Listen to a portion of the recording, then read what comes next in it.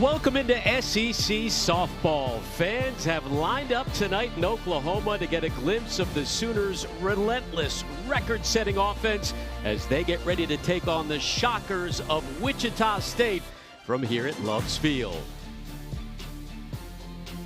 Alongside Kat Osterman, I'm Alex Loeb. And Kat, Oklahoma's offense has been one of the major storylines across the nation this year. And right at the center of it is their star freshman, Kendall Wells, who's currently on pace to set a new NCAA single-season home run record.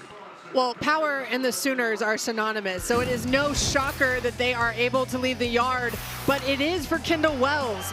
High recruit coming in, but leading the country with 26 home runs this season. One more home run, she will set the SEC single season record. Just 1 year in, and her impact on this offense is absolutely unimaginable. A freshman on pace to absolutely shatter records. Yeah, 26 home runs on the year, currently tied for the SEC single season record, 11 away from the national record, 8 shy of the program record, and 4 more will tie the NCAA freshman record. Meanwhile, as for Wichita State, they can leave the yard as well, and Trinity Allen has had one of the hot bats as of late. Well, Wichita State, multiple home runs from every hitter in this starting lineup today, but Trinity Allen, not your prototypical leadoff hitter. She left the yard twice on Sunday. First multi-home run game for the junior, but she is leading the way for the Shockers at the top of that order. And it's a Shockers offense that leads the American Conference in home runs this year with 48. This team scored 16 runs against the Sooners in their last meeting a year ago. And in the 2 spot, Asha Moore has been a bright spot for this club this season. Well, Asha Moore, the transfer from North Texas, has fit right in. She's leading the team with 10 home runs on the year. You see there, second in the AAC for on-base percentage. But 1 through 4 for Coach Brett Benner are what she calls the big boppers. So not your typical leadoff type roster. Those big boppers will be going up against the senior transfer from LSU, Sydney Berzon, getting the start in the circle for Oklahoma. Well, Sydney Berzon, the transfer from LSU, not as many innings as one would expect coming in, but has started to turn a corner as of late. And Oklahoma going to go ahead and give her the ball in this midweek start. The Sooners back at home after going 6-1 on a 7-game road trip, and we are underway as the first pitch delivered to Trinity Allen. 5 home runs on the year. When you talk about Berzon, seems to be finally hitting her stride. After a rough stretch earlier in the year with her first season here in Norman, as that one chopped over to short, handled by Garcia, bounced in, not in time. Leadoff hitter Allen reaches for the Shockers. Well, Sydney Berzon is going to throw a mix at this Shockers lineup. She's going to sit mid-60s.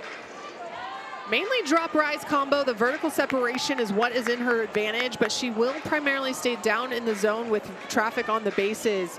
She'll mix in a little east-west and a changeup, but Coach Jen Rocha has talked to us. The vertical separation and using that drop in the zone is so key for Berzon. Misses with the first pitch to Asha Moore, the transfer from North Texas.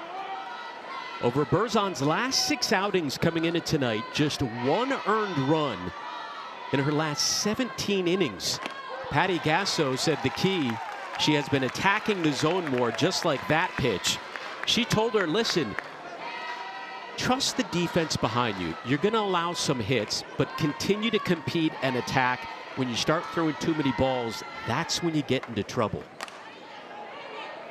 Sent into foul territory, and it will drop in there. Berzon was a 2-time All-American with LSU. Didn't start in the Auburn series. Went to Patty Gasso before the LSU series and said, Coach, I'm ready to start. And Patty Gasso said, that is exactly what I want to see out of you. That self-confidence is key.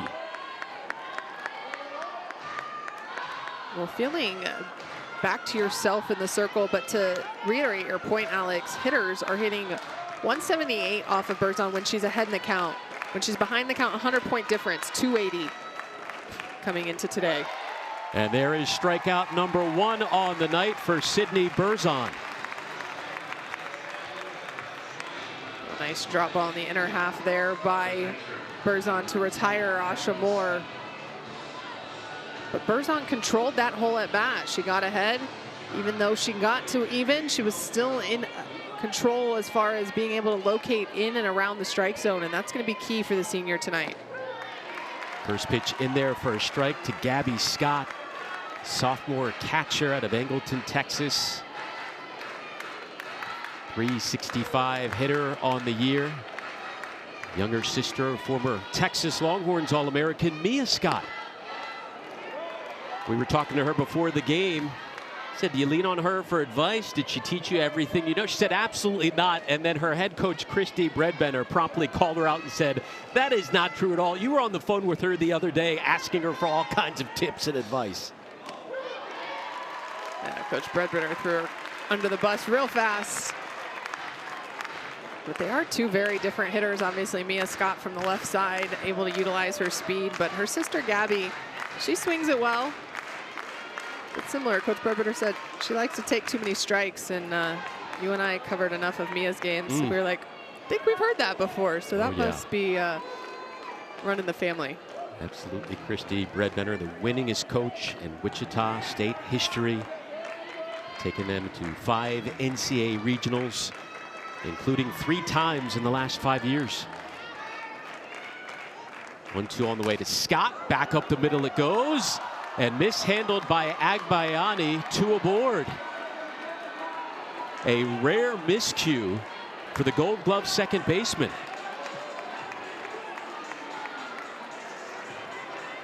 Ilana Agbayani, 2-time Rawlings Gold Glove winner.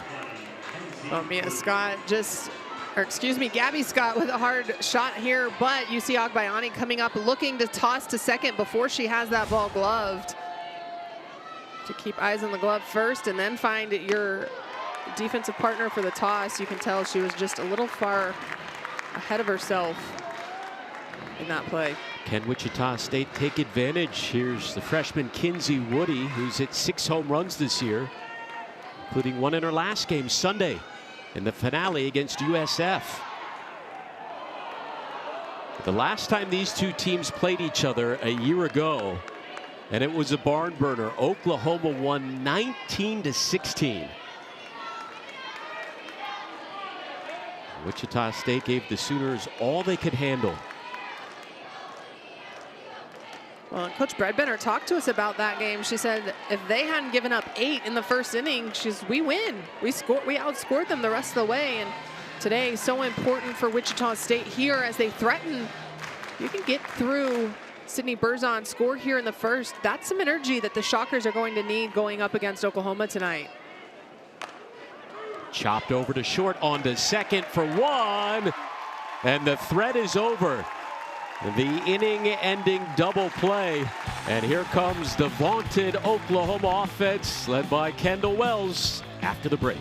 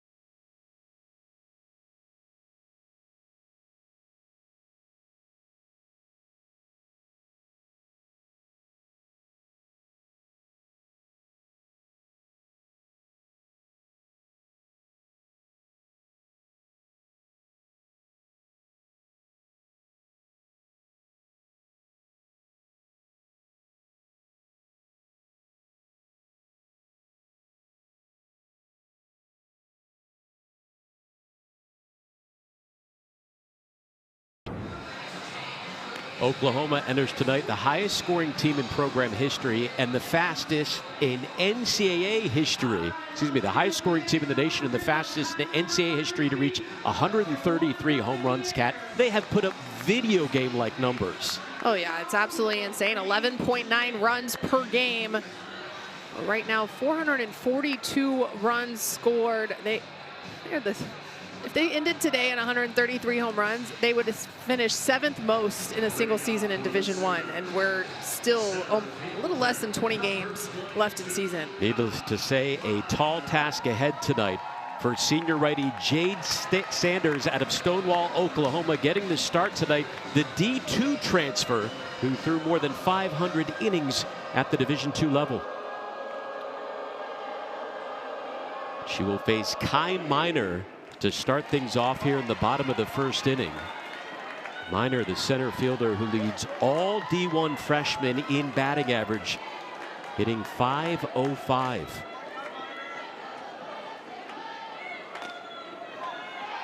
This Oklahoma offense on pace to set all kinds of records for batting average, runs scored, home runs. And Miner a huge part of that top 10 in the nation in batting average, regardless of class.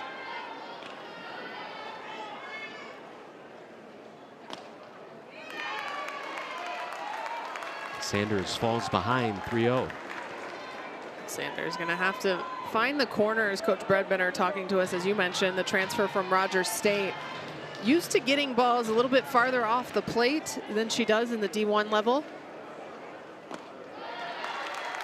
And a 4-pitch walk to start things off. Of course, in charge of the Sooners, Patty Gasso, fresh off career victory number 1,600 in that series against LSU, and then picked up the next one shortly afterwards. The 8-time national champion who has won 81% of the games she has coached here in Norman.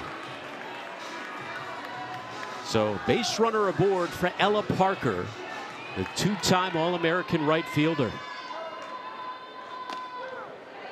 Parker went yard for the 16th time this year on Sunday against LSU. One of 7 different batters in this Oklahoma starting lineup hitting 400 or better.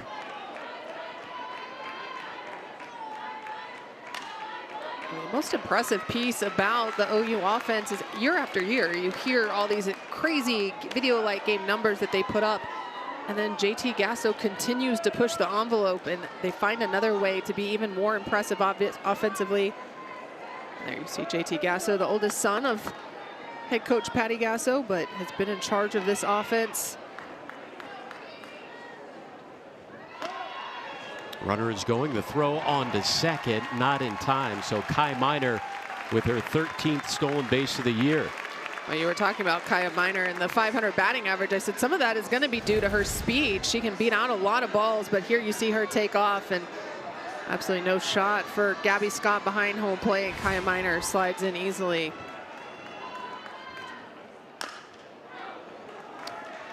Parker fights one off. Kendall Wells, the nation's leading home run hitter, again as just a true freshman, on deck. There is no relief in sight in this lineup for opposing pitchers. Up and down, Parker, Gabby Garcia, Wells, Cassidy Pickering. They are stacked, leading the country in batting average, home runs, runs, and slugging percentage by a wide margin in just about all of those stats. Well, if those stats don't scare any pitcher alone, starting with Ella Parker, the 5 straight hitters have double-digit home runs on the year. Parker over to first, and stepping on the bag is Allen as Miner advances to third.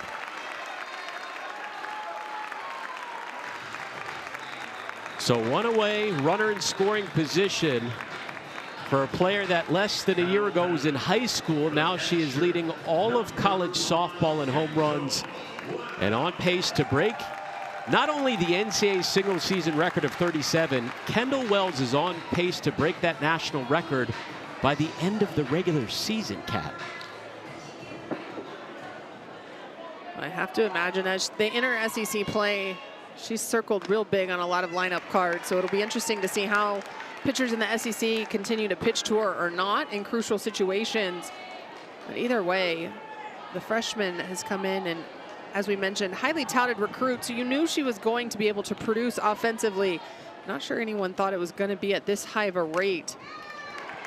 But the most impressive part to me is she's not just pull side power. She's able to spray the field and does a really good job of hitting the ball where it's pitched.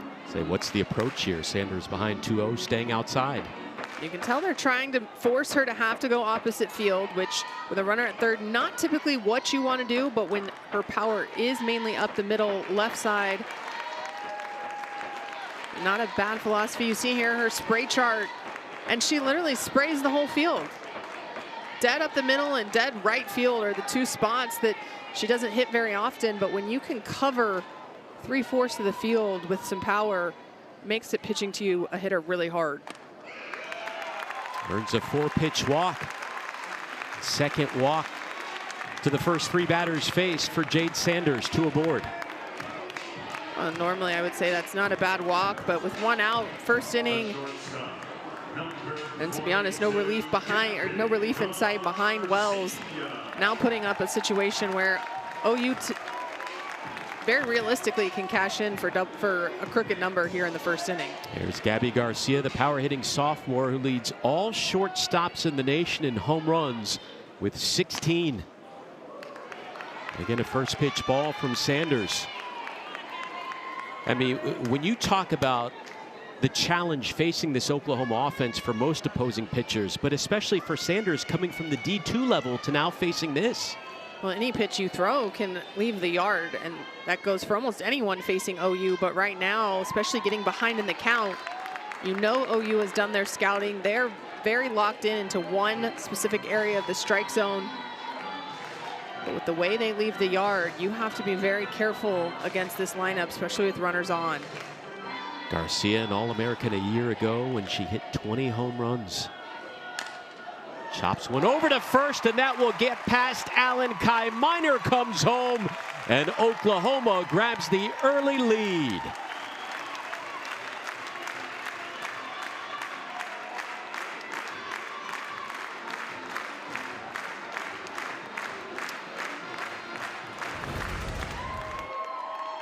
Well, off the bat, this looks like it's going to be a ground out. Wichita State might be in business, but Trinity Allen pulls up on that as you see her try to pick instead of staying behind it. Gets through to right field, allows Miner to score easily, and Kendall Wells to get herself to third. Runners on the corners for Cassidy Pickering, another first-team All-American. Runner at first is going, and Wells will take second as there is no throw. 2 in scoring position for Pickering, who had an incredible 32-game on-base streak that was snapped in that series against LSU. That dated back to the season opener.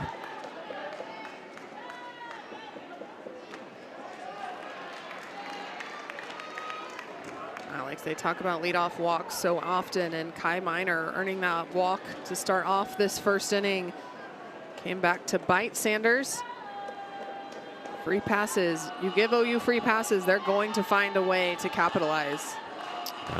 Wichita State chat with Jade Sanders in the circle. The Shockers entered tonight 19-13, 7-5 in the American. This is a team, as we said, that had made an NCAA postseason appearance 3 times in the last 5 years. But Kat, they had to totally revamp their roster. 7 new starters this year and 14 newcomers in general. Yeah, Coach Bredbender talking to us about the fact that all 7 returners only have 1 year at Wichita State. And there you see their first-year starters and what they're doing offensively. But she did lose a lot last year, both in the circle and offensively. You talk about it. We said seven returners only, 14 newcomers. We've mentioned Asha Moore, Sanders transferring in. You have Chloe Ryan as shortstop. Plethora of new faces, and Bredbender will say we're just young and inexperienced, and that is where they've gotten themselves in trouble here so far this season. Facing a huge challenge tonight, 2 in scoring position, 1 away. And the 1-1 to Pickering. Sends one to left field. That'll drop in and bounce off the wall. 2 runs come in. It's a 2-run double for Cassidy Pickering.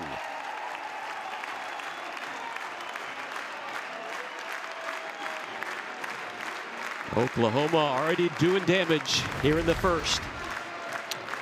Well, Sanders trying to go on the outer half, and you see Pickering just going with this ball extremely well into left field. Rooney shifted a little bit over towards the line. I like the base running by Gabby Garcia. She was off to the races, knowing that even if that ball got caught, she was going to have time to get back. So easily able to score from second. But it goes back. You give Oklahoma free passes, give them an inch. They don't just take a yard, they take a mile. They're going to cash in every time you give them a free opportunity. 3 runs allowed by Wichita State, 2 of those earned. Here's Isabella Emmerling, having a career year so far. As the 0-1 misses, the senior first baseman, 12 home runs this season, matching her total from all of last year. And when the star freshman Kendall Wells arrived, you know, for Emmerling, it was kind of the hardest thing, but also the best thing to happen. Competition made her up her game as she drilled one off Sanders. And Sanders hobbling right now. That drew oohs and ahs from the crowd as they will go out and check on the senior.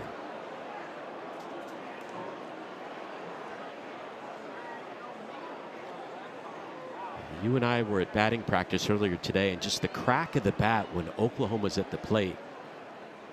And those are some hard hit balls, and Sanders was the recipient of one of those. Emmerling just drove that hard ground ball right back up the middle. Here, that goes right off the outside part of the foot too. That never feels good. So you ever get hit there?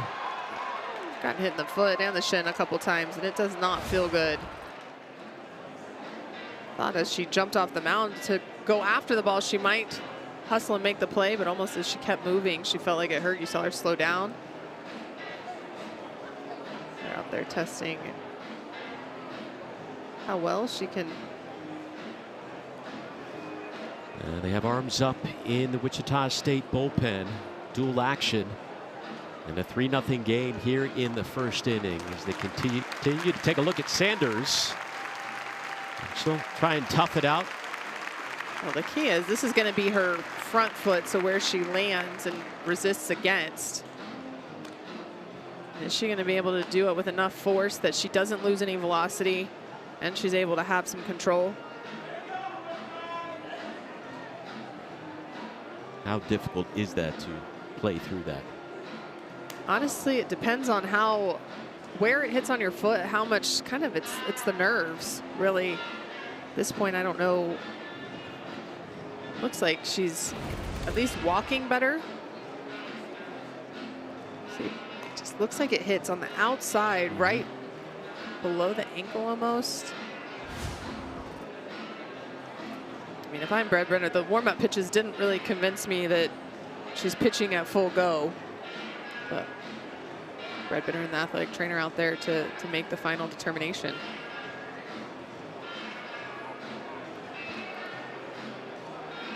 Conversation comes to an end. I think Brad Brenner just signaled she's going to make a change. Sanders faced 6 batters. A couple of hits and a couple of walks, and then a moment ago, as you said, got drilled by that shot off the bat of Isabella Emmerling. Oh, and as we said, it was the fact that as she went for the ball, she slowed up is what kind of was the trigger in my head that it was probably worse than what most people thought, just ricochet off the foot.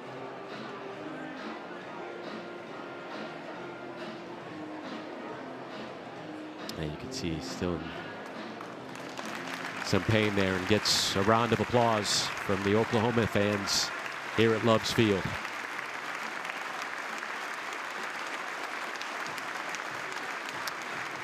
New pitcher will take over in the circle for Wichita State here in inning number 1. We'll be back from Norman.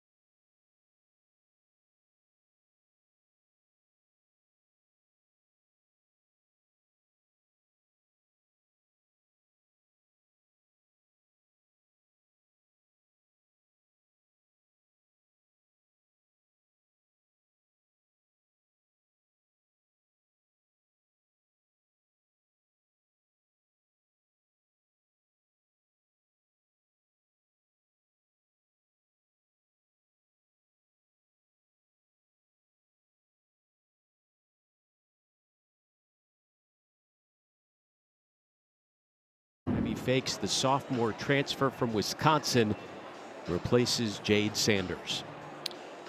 Well, Gabby Fakes going to be drastically different. Left side.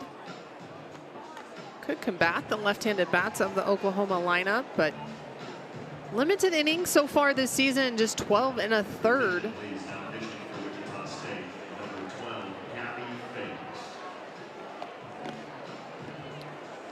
But she's going to use a good mix. A lot of curveballs, drop balls, changeup.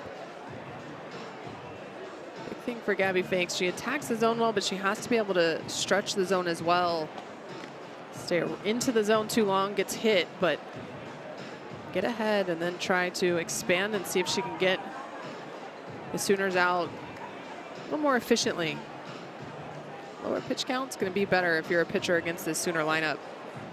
Saw limited action last year for Wisconsin, just 3 appearances, dealing with injuries, and now steps into the fire here with her team down 3-0 to the best offense in America. Runners on the corner, still just 1 away. And Ailana Agbayani, the senior second baseman, coming up to the plate. She had a couple of hits in the finale against LSU on Sunday.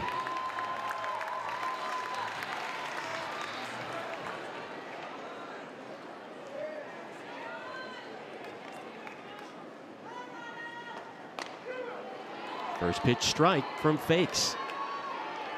Agbayani transferred over from BYU for the 2025 season, but the power numbers for Agbayani have absolutely gone through the roof since being here at Oklahoma.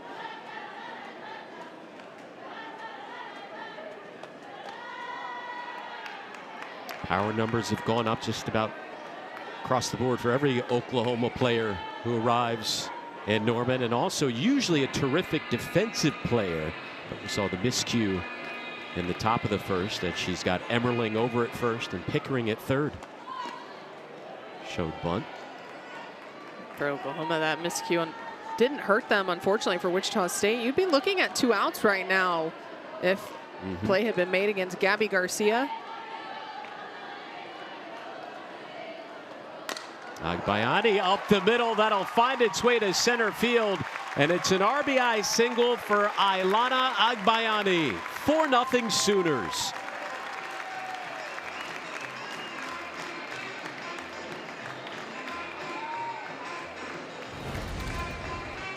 Agbayani does a great job with this pitch. Down in the zone, but over the heart of the plate. Just goes right up the middle with it.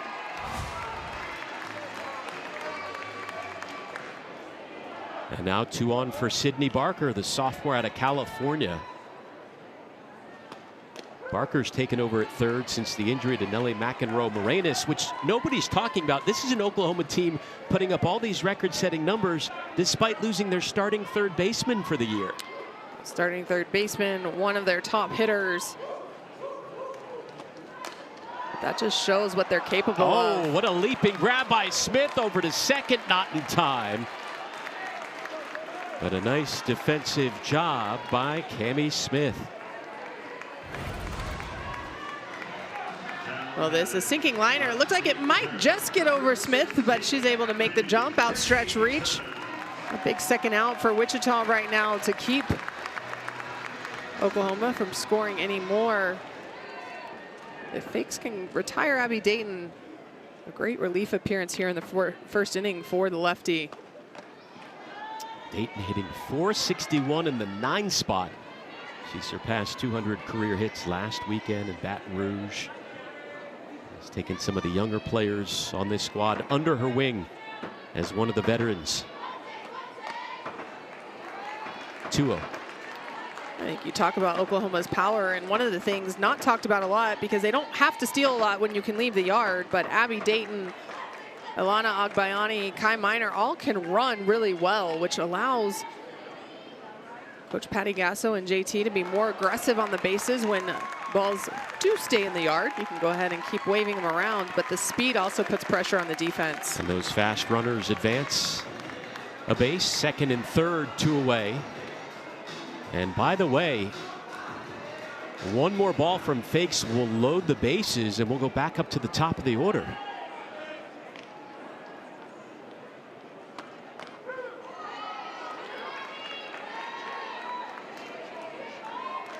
Hitters count on the way for Abby Dayton. Scored the tying run, then drove in the winning one in last week's series opener against LSU. Full count on the way. You can tell Dayton trying to use her speed. She mixes being able to slap and swing away in there, but trying to make some contact against the Shockers lefty right now.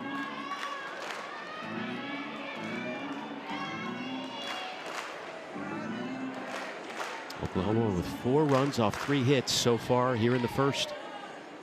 Payoff pitch. And we'll do it again.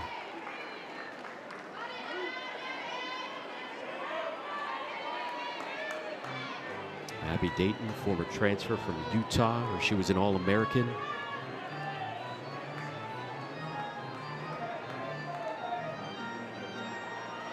Just having a terrific final season here in Norman.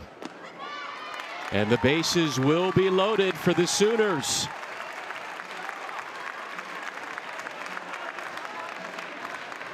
It was 3-0, worked her way back to 3-2, but then lost her. You can tell Fakes tries to stay down in the zone, but right now missing too low in the zone against Abby Dayton. And here comes freshman Kai Miner, walked in the first inning. One of the best batting averages in America right now, hitting .505.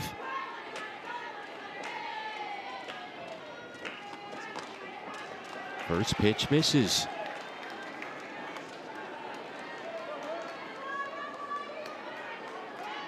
Sooners have batted around here in the opening inning.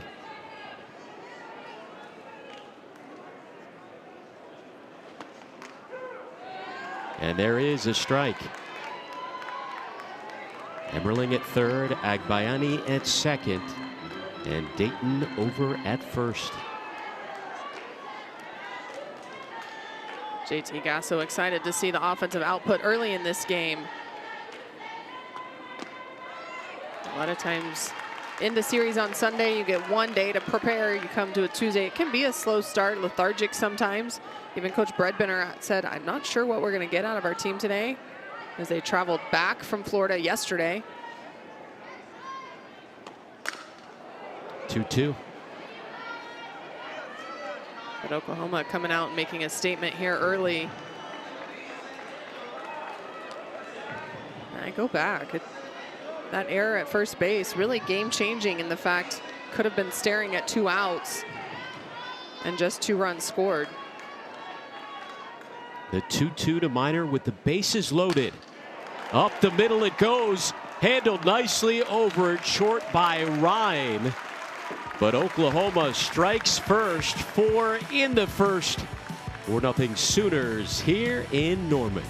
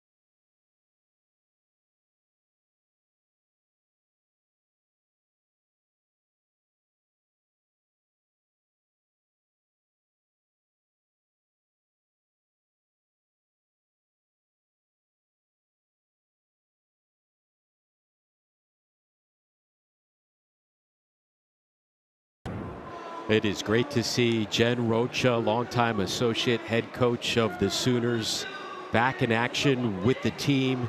made her return this past weekend in Baton Rouge, and now here for her first home game of the year after being diagnosed with cancer earlier this year. Underwent surgery, missed the first few months of the season, but has proudly declared that she is now cancer-free. Kat, you and I spoke with her before the game, and she said, you know, it really put everything into perspective. All of a sudden, every pitch, every strike, every ball doesn't seem like life or death anymore.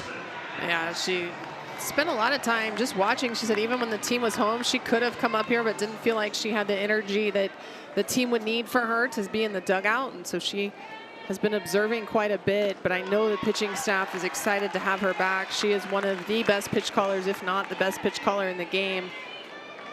Just a rock for not only the pitching staff, but Coach Patty Gasso. You talk to her and she'll tell you she was a little bit lost without her person there in the dugout that she talks the game through. So I know Sooners alike are excited to have her back in the dugout, and the pitching staff benefiting from being able to have those conversations. But she did point out Carly Keeney still on staff and did an incredible job filling in for Jen Rocha as she was out. 1-1 misses from Berzon to Cami Smith. Yeah, Jen Rocha and Patty Gasso, not just co-workers, extremely close friends. Jen Rocha said she spent her time not with the team, watching all the games, analyzing, trying to help out, noticed some glitches in some of the pitchers' mechanics. So even working while she was away from the team. She said it just gave her a different perspective to be able to watch on TV, have a different view than you do from the third base dugout or even first base dugout. Said, what were the emotions like first home game of the year? And you could see it took a while to answer that one, choking up a bit. Yeah, well, remember, she's an alum from this program as well, pitched here for the Sooners, so obviously Norman, Oklahoma, and she didn't play here at Love's, but being here at Love's Field means a lot to her and her family. Berzon with the 3-2 count, gave up a leadoff single to start off the night, and then that was it in the first inning. Got some help from her defense as well. Double play after an error before that. Well, for Berzon, that's going to be key. She throws a lot of drop balls, does have the rise ball to try to get the chase or pop up if needed, but going to try to feed the defense. And when you have as good of a defense behind you as Oklahoma does, let ground balls rain all day. They're going to take care of business back there. Berzon won 38 games in 2 years at LSU. Some people surprised when she answered the portal. And now the question this year for Oklahoma, listen, the offense has 0 questions, but who is the ace of the staff? Who is their go-to when it counts in the circle? Smith loops one to left field. That'll drop in there past Dayton. Cami Smith heading for second as she slides in there with the leadoff double off Berzon.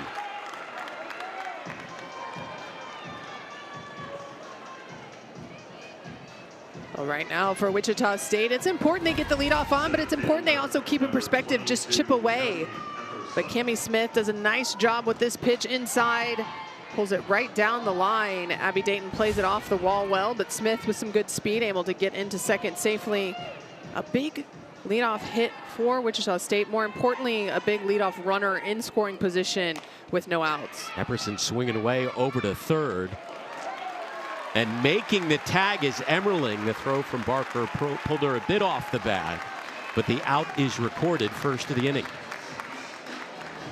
So we talked about this Oklahoma pitching staff as you get a look at the defense. I think they thought Berzon maybe would be the ace. So far this year, it's really been Audrey Lowry, the sophomore lefty, stepping up in that role. Yeah, the sophomore has truly stepped up and done an incredible job. And you look at all the data and analytics, being left-handed is an advantage just in and of itself, but then you couple that with a good movement. But they really are still looking for Berzon to be that number 2 starter, to be able to complement Audrey Lowry. So go have a lefty, have a righty, not necessarily have to rely on Lowry so many innings in SEC series.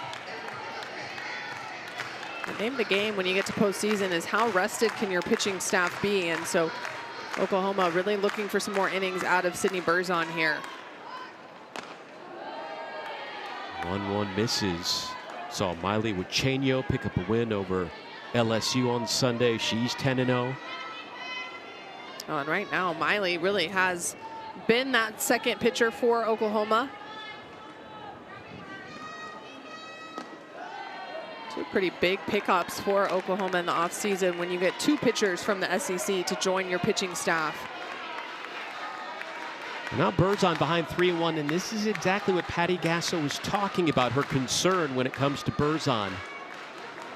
She starts throwing too many balls in the count. Comes back with a strike, and the count goes full. A lot of times as a pitcher who has vertical separation, you're used to getting swing and misses. And so you try to make the ball move more than you try to make the ball be in the strike zone. And if you're not establishing strikes early, hitters aren't going to chase it out of the zone. Diving stab made by Garcia. The throw to second. Oh, just getting back safely to the bag was Smith. 2 on, 1 away. Well, that was an absolute heads-up play by Garcia to see if she could almost backpick Smith at second, but Smith, seeing she stopped that ball, gets herself back. But any hesitation, that would have been a nice play by Garcia to get a second out. Very heads up by the infield of Oklahoma. Again, it's a Wichita State offense as Oklahoma talks things over that can do some damage. 48 home runs on the year, averaging about 5.5 runs per contest. And a chance to break through here. What are you seeing out of Berzon so far? Well, actually, I was going to say when Jody Epperson grounded out the first pitch of the at-bat, interesting that she was attacking that early because Berzon wasn't necessarily throwing a ton of strikes. And so right now, Wichita State, with the hits they have gone deeper in the count against Berzon. And right now, that would be my philosophy. Not necessarily swing first pitch, first strike you see, work the count a little bit, and then see if you can attack. But Berzon hasn't established that lower part of the zone for called strikes yet. She misses there, ball 1 to the senior shortstop, Chloe Ryan, grad transfer from St. Louis. Only 11 hits on the year, but 4 of them have left the yard.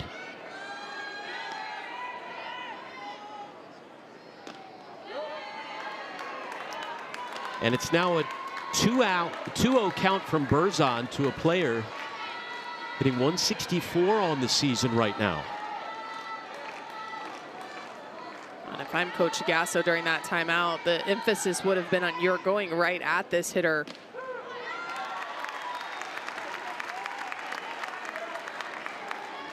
And again, you have a defense that can make the plays. Even Gabby Garcia stopping that ball from getting through to left field. If that ball gets past Garcia, Cammie Smith is in scoring, or only 60 feet away from scoring.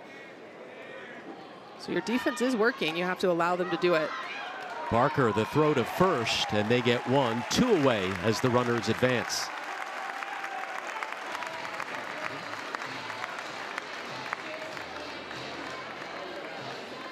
Wichita State opting for the bunt there. Tess Barker at third, but as you mentioned too, Chloe Ryan in the lineup more for her defense and her offense, so try to force some action with a bunt. Here's freshman Mackenzie Rooney. Opportunity for Wichita State to get on the scoreboard, which they will need to do plenty of times because Oklahoma is averaging about 12 runs per game. Rooney hitting .250 on the year, 4 homers.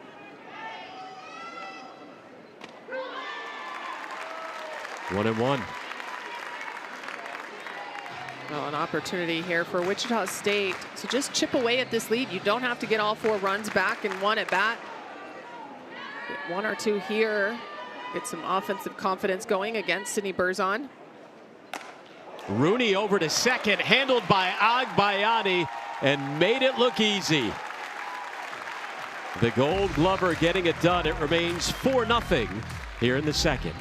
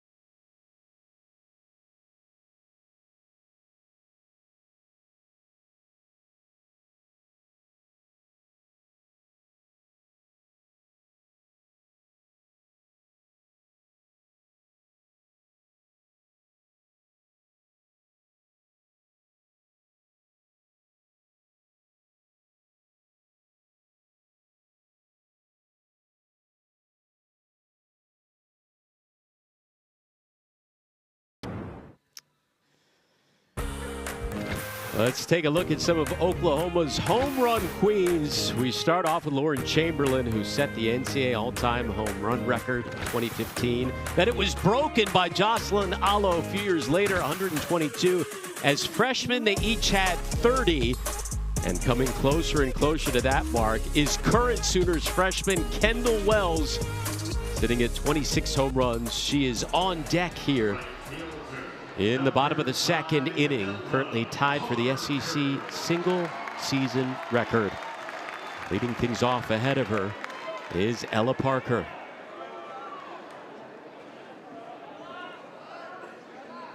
Parker grounded out in the first.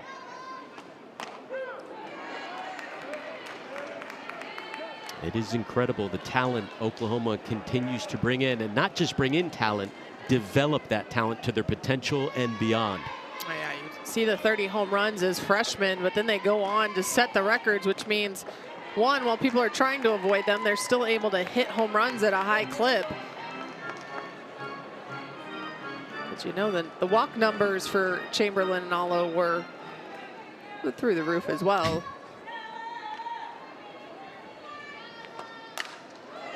Parker fouls one off. I'll say I got to face both those hitters at the national team camp, and you have to be careful regardless of who you are. What makes a hitter like that so special? Well, you know that they can punish any mistake, so you're really thinking about not leaving the ball over the white, which makes sure you have to really paint the corners. But at the same time, the more they develop, they start to understand pitch sequencing and what people do to get them out. And so it becomes a guessing game and a chess match of, they think I'm going to do this, but I'm really going to try to do this. And I remember Allo specifically, I had one tryout with her and got her out once and she walked once. And I was really mad because I was like an inch and a half, 2 inches away from getting a strikeout, and she got just enough of it. Speaking of strikeouts, there's a strikeout of Ella Parker by Fakes, the sophomore.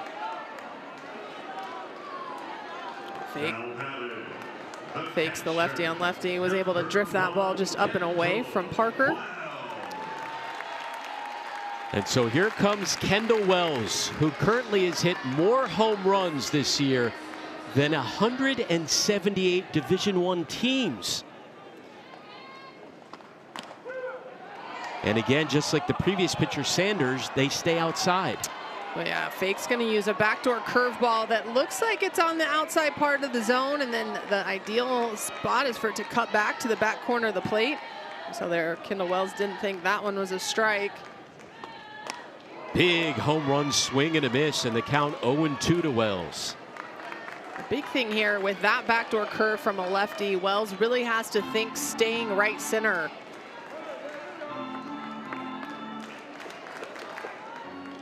Very hard to pull that pitch unless a pitcher brings it back over the white.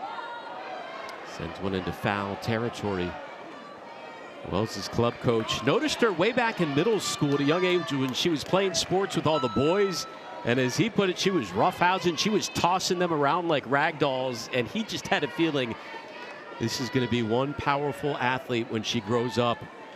And that has proven to be true. Fouls another one off. Fakes got away with one right there. That one too much over the plate.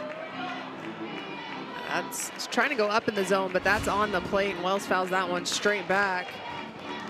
Right now has her set up for off speed or even possibly a chase, but that chase has to be well up at her eyes or higher. The 0-2. Drilled to center field, but Epperson is there. 2 up, 2 down here in the second. Great job there by Fakes. She actually goes low and in, but she stays at the knees and gets that one tight to get off the handle of Kendall Wells. How much of an adjustment is it for these Oklahoma hitters to go from the starter, the righty Sanders, to now the lefty Fakes, who's looked pretty good coming out of the pen? That's a little bit of an adjustment because obviously you're talking going from right-handed to left-handed, but two lefties have a lot of times have a sweep that is going across their body. So if you're a left-handed hitter, it's tailing away more from you than a normal pitch from a righty. And if you're right-handed, a lot of times it'll get in on you a little bit faster than you expect. Gabby Garcia reached on an error in the first. Watches the count go 1-1. Her mom, of course, Kara Brunn, outstanding softball player at Arizona State. I mean, they were having serious softball conversations as far back as when Garcia was in 2nd grade. I mean, when she said she wanted to play ball, her mom, Kara, said, all right, this is what it takes. These are the goals you need to set. Here's how we're going to get there. And she has followed through on that game plan. If it's something you're passionate about, you're going to find a way to do whatever it takes. I wasn't even playing softball yet in 2nd grade, so you weren't. You were playing volleyball, weren't you? I was in soccer. I was a goalie. I bet there were few and far goals in between against you. I had a wingspan that covered a lot. When did you hit the growth spurt? High school. Started high school at 5'6" and finished right over 6 foot. Yeah. A little steady climb in there. Chopped over to second. Smith on to first. And a 1-2-3 inning worked by Fakes and the Shockers. It remains 4-0 Sooners.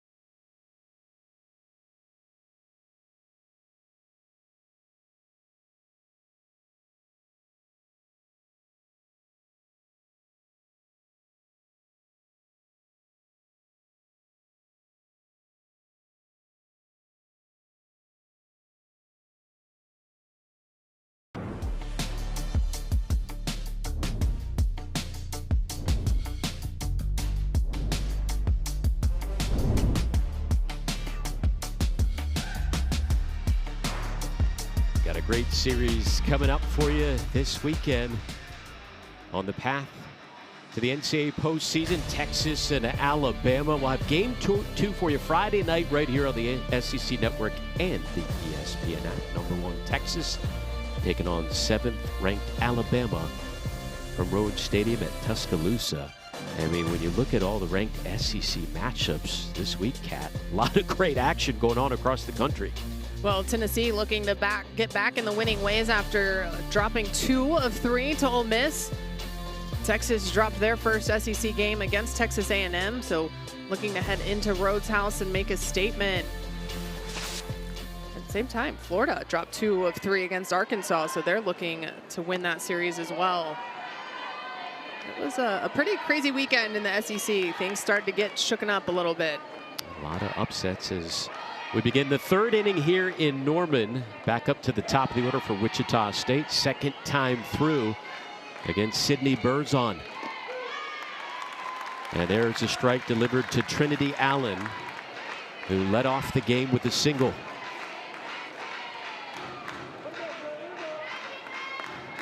All right, now for Wichita State, you can tell they're starting to be patient early. Berzon only 5 of 10 for first pitch strikes. At a 50% clip, not necessarily having to pull the trigger early if you're a hitter for the Shockers. They're even in hits right now, despite the score, each team with 3 hits.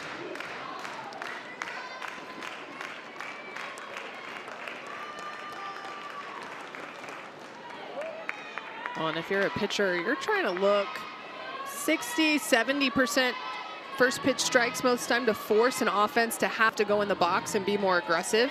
But you also want that percentage to include not just your best pitch, but also a secondary pitch that they have to guess which one you're going to throw. And right now, Sydney Berzon staying all drop balls for the most part. There is a strikeout by Berzon, number 2 on the night. We talked about the drop ball on this one, low and in to Trinity Allen. She realizes about halfway through her swing that pitch wasn't really close to the zone, but a great job by Berzon to exploit the inner half. Berzon, couple of strikeouts, no walks, 3 hits allowed through 2 1/3. Here is Asha Moore, who was a strikeout victim in the first inning. Moore tied for the American Conference lead in home runs. She has 10 home runs on the year with 25 RBIs. And is top 20 in the country in on-base percentage. You see there 1-0, Asha Moore able to swing a little bit more freely. When the pitcher's working from behind, it's going to force them to have to throw certain pitches in the zone. And as hitters, you start to see what is the pattern of her strike pitch. Asha Moore there looking for a pitch up, able to swing freely. And while that was foul, she got a lot of barrel to that one. She's got 5 home runs in her last 8 games. Watches the count go 2-1. Grew up about a half hour north of here in Del City, Oklahoma.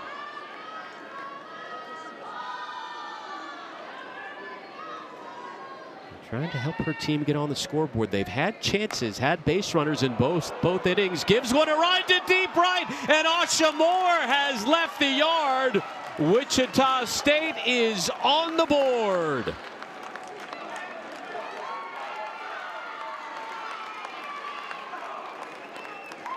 Her 6th home run in her last 9 games, and 11th of the season to lead the American Conference.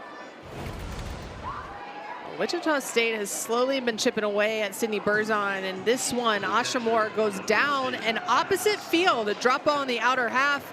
She drives that to right field, the first home run of the ball game, and Wichita State on the scoreboard.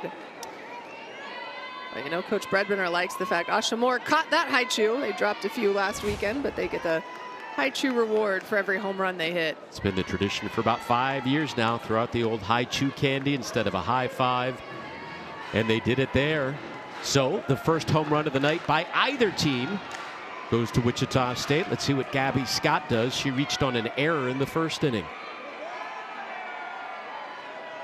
And again, Alex, talking about working from behind, Sydney Berzon threw an outside pitch that Asha Moore fouled off. And then she got behind again, 2-1, through an outside pitch, and that time Asha Moore able to adjust and drive it over the right field fence. You're allowing hitters to get timing the deeper in counts you go. That was, as we mentioned earlier, point of emphasis for Patty Gasso. Throw strikes, don't fall behind in the count.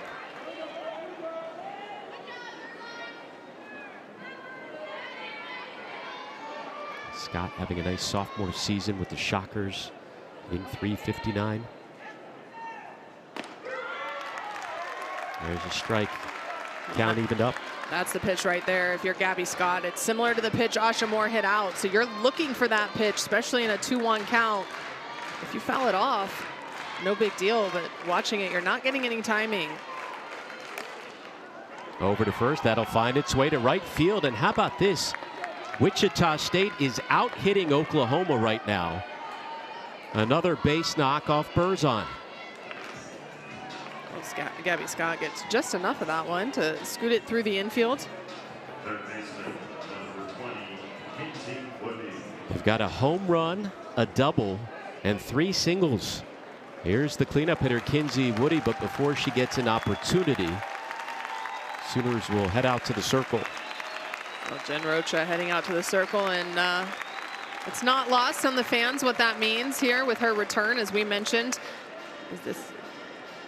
But going out to talk to Berzon, and I would have to believe this conversation is about setting the tone in the at-bats. She's allowing Wichita State to see a lot of pitches, to get their timing, to understand where she's best exploiting the strike zone, which to the right-handed hitters is down and away. So if they can continue to go with pitches well,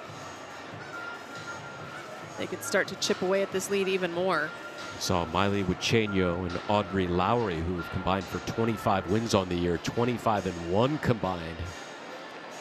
Thrown a few pitches in the bullpen.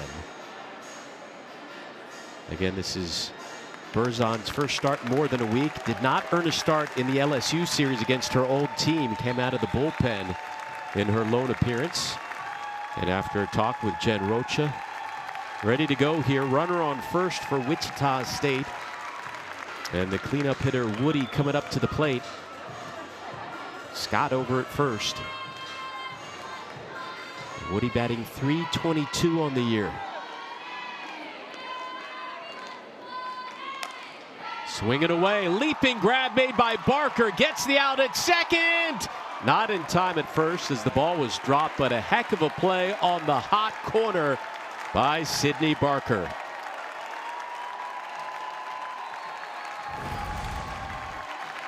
Thought this ball was going to get over the head of Barker, but she's able to make the stretch. Almost a double play, but Emmerling unable to hold on to that one over at first base. It was bang bang. I think Woody might have been called safe even if she catches that ball, but the defense again behind Berzon so strong. Cami Smith lifts one to deep left field, and that one finds its way into the stands. Second home run of the inning by the Shockers, pulls them within one.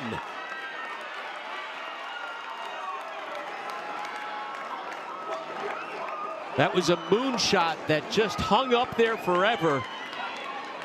And Wichita State is right back in it.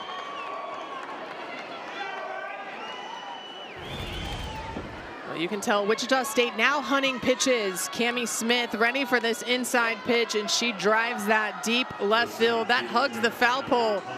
But off the bat, Alex, I was about to scream, that's going to be out. And sure enough, right there inside the left field foul pole, a two-run shot to pull the Shockers within one. Especially because she hit it up straight against the wind and still left the yard. So now 50 home runs on the season for this powerful Wichita State team. There's Jody Epperson. Over to third, Barker. Play is made by Emmerling. We will talk to the Shockers head coach. Christy Bredbenner has to be feeling a lot better now about her team. Straight ahead.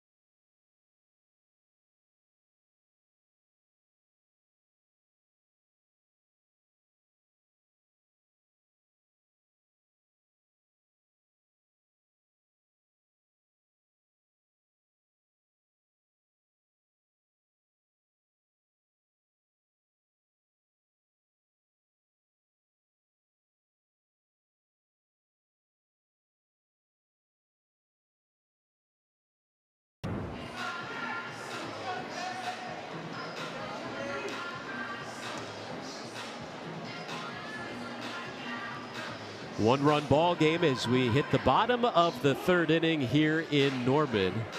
5, 6, and 7 hitters due up for Oklahoma against Wichita State. It's a one-run game. Now joined by the Shockers head coach Christy Bredbenner. Coach, Great time to talk to you. Your team just got on the scoreboard. What adjustments did they make in that top half of the inning offensively? Well, I just think a little bit more aggressive in the count. You know, Cammie swung first pitch twice, and Osh is getting in there, working the count, getting something that she can drive the opposite side of the field. So I think just good pitch selection here. And Coach, picking on me. They are picking on you. But you had to go to Fakes probably a little earlier than you expected, but she's come in and done a great job. Can you talk about what's making her so effective here against the Sooners? Yeah, you know, I just think, one, they haven't faced a lot of left-handed pitchers, so I think that's something that can play to our advantage a little bit. I mean, she's hitting her spot. She's keeping the ball down. She's getting some ground balls, some pop-ups. I feel like they haven't squared her up, knock on wood here. So she's commanding the zone a little bit, and just kind of, for me, you know, the big thing is if she can nibble in that zone and get them to swing a little bit out of the zone and change some speeds, we can stay in this game. Appreciate it, Coach. Thanks, guys. Thank you, Coach. Christy Bredbenner, 15th year in charge, winningest coach in program history. Again, they played the Sooners close in their last meeting a year ago. It was a 1916 Oklahoma win. And it's a one-run game here as Pickering, Emmerling, and Agbayani do up against Fakes.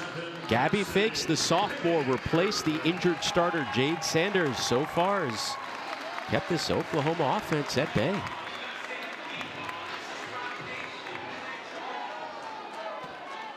Here's Cassidy Pickering. Drove in 2 runs with the double off the previous pitcher Sanders in the first inning. Pickering now 152 career RBIs.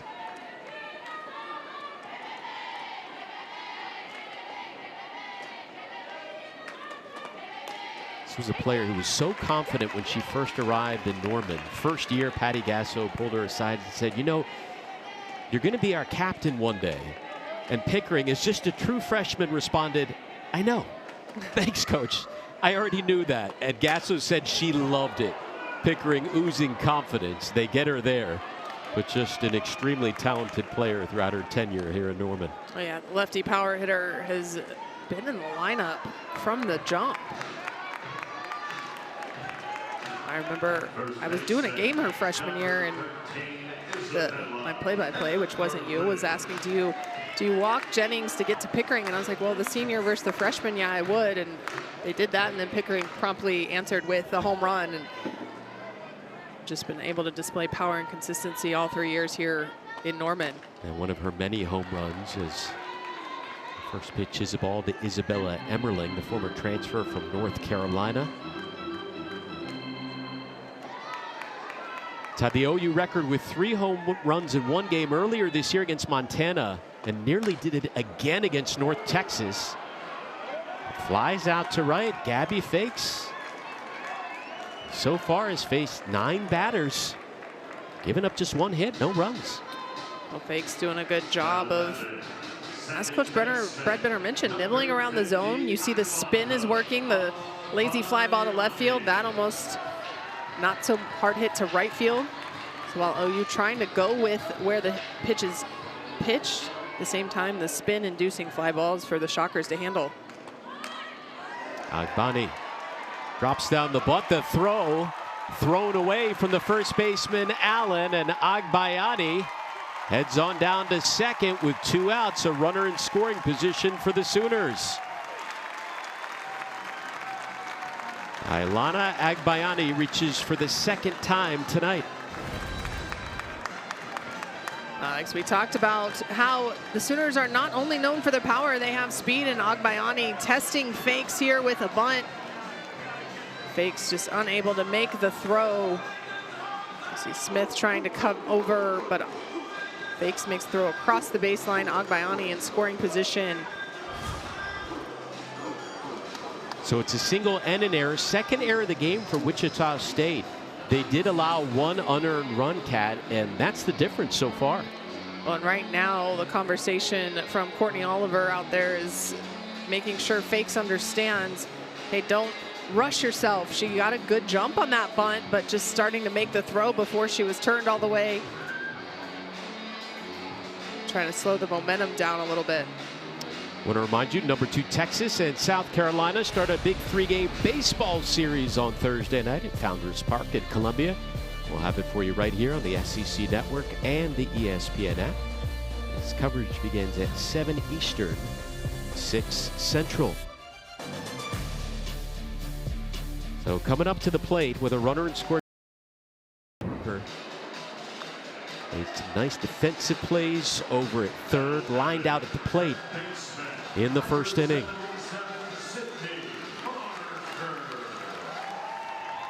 He's been such a key utility player for Patty Gasso this year. Playing third due to injuries. Nice job by Scott hanging on to that one. Third base this year after the injury to McEnroe Morenas. And then last year Barker played short, first base, and right field as well. It's always nice as a coach when you have a true utility. Chopped over to third, and they make quick work of Sydney Barker. Oklahoma strands one. We will talk to their head coach, Patty Gasso, coming up next.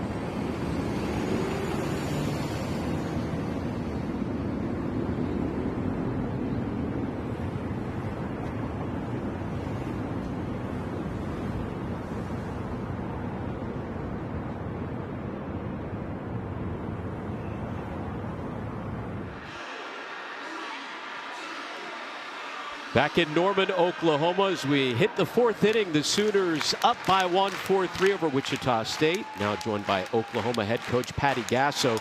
Coach, your offense struck early in the first, but what have they seen so far out of the pitcher that came out of the bullpen for Wichita State, Gabby Fakes? Yeah, she's really tough on lefties and throwing in on righties. So we're taking the bait, and we need to be a little bit better. We've lost some momentum here, and we're pretty notorious for someone scoring on us and we come right back, and we didn't. So that's always a little concerning for me, but we're gonna get this figured out.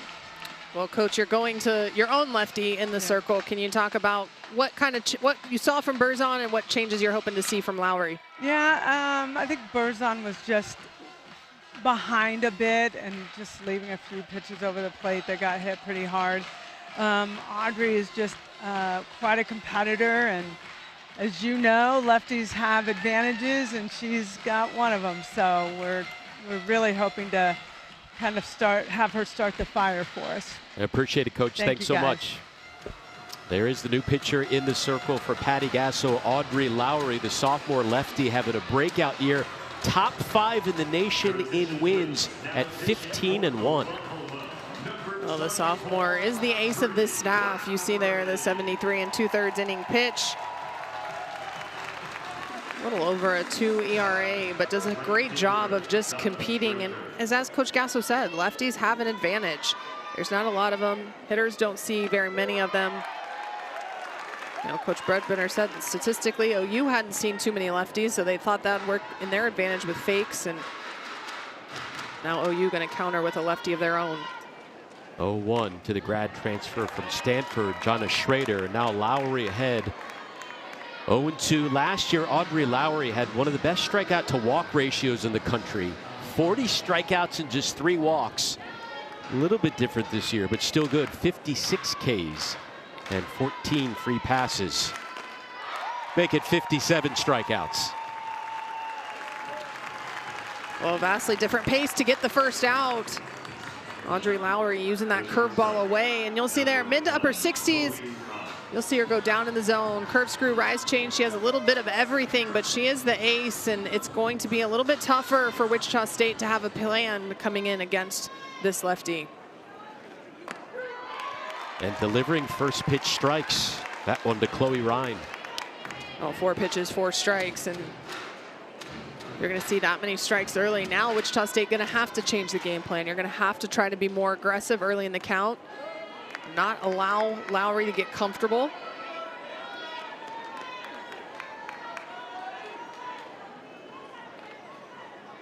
Lowry has held opposing batters to a 197 batting average this year, making her 9th appearance out of the pen. And the announcer jinx is in full effect. Right after you brought up the strikes, she's delivered 2 balls. Well, I'm trying to work that outer half to Ryan, and it's just getting away from her up in the zone a little bit.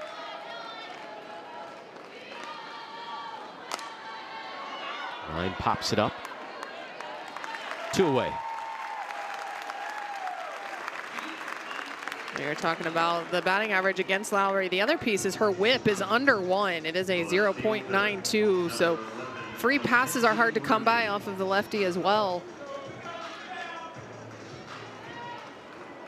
2 away from Mackenzie Rooney, freshman left fielder. Patty Gasso has been praising Audrey Lowry a lot this year. Said she's very calculated, always has a great game plan ready, always carrying around a notebook with pertinent info.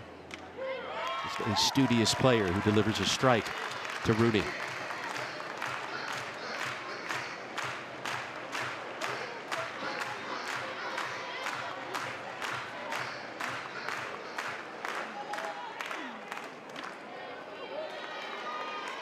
Wichita State out hitting Oklahoma right now, 6-4.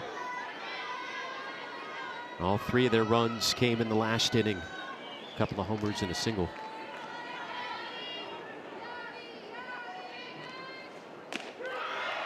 Two.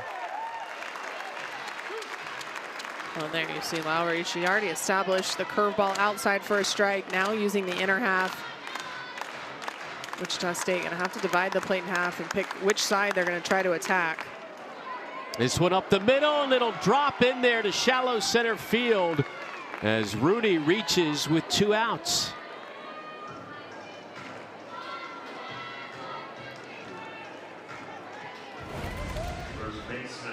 Lowry goes inside again, and this just right off the handle.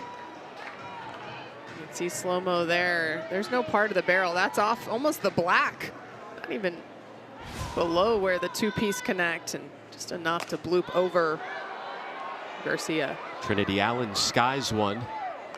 Barker is there, makes the grab, and Wichita State strands one.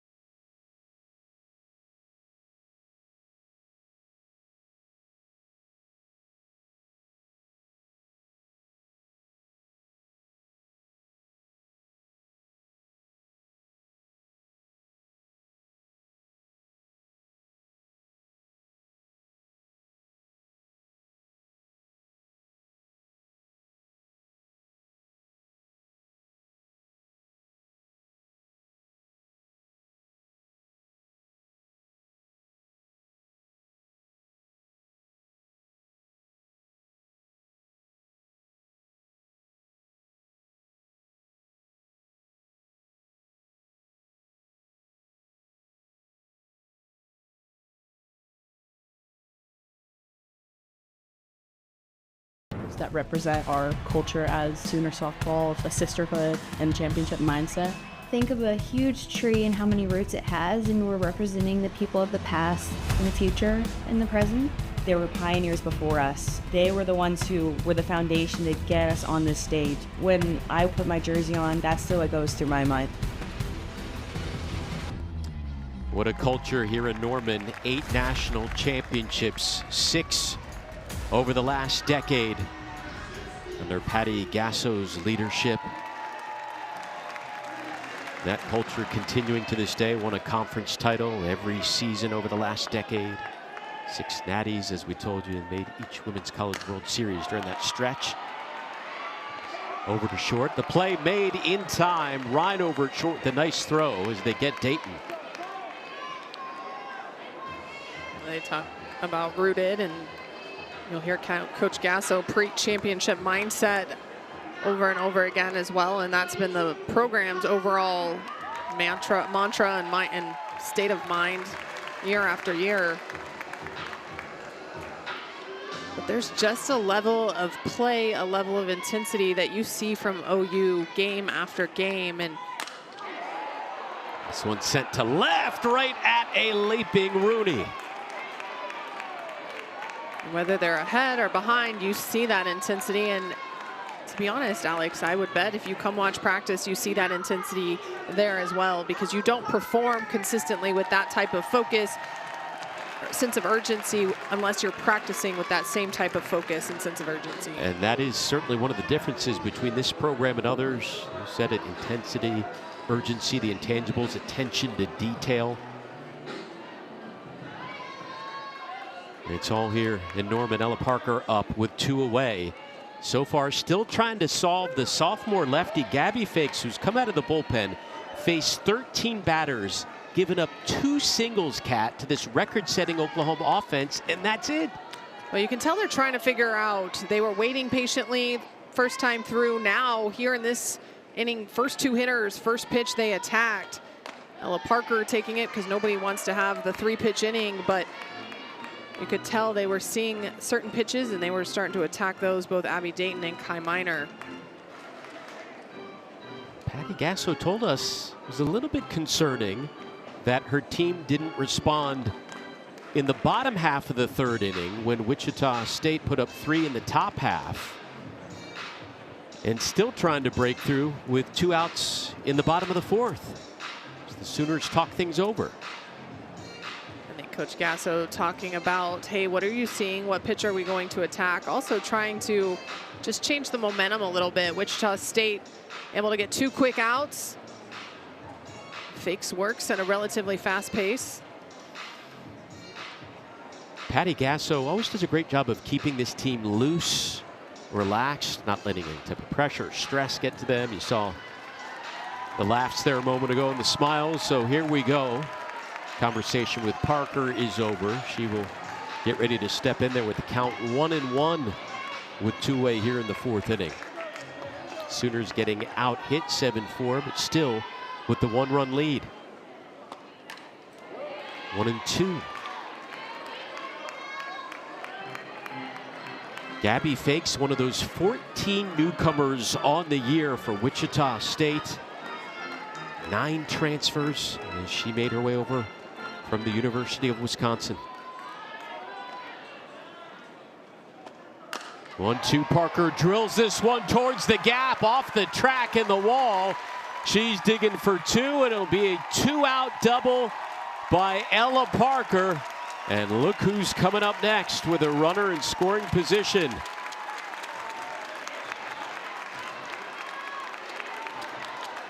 Kendall Wells, the nation's leading home run hitter. 26 on the season. Walked in the 1st inning, lined out in the 2nd.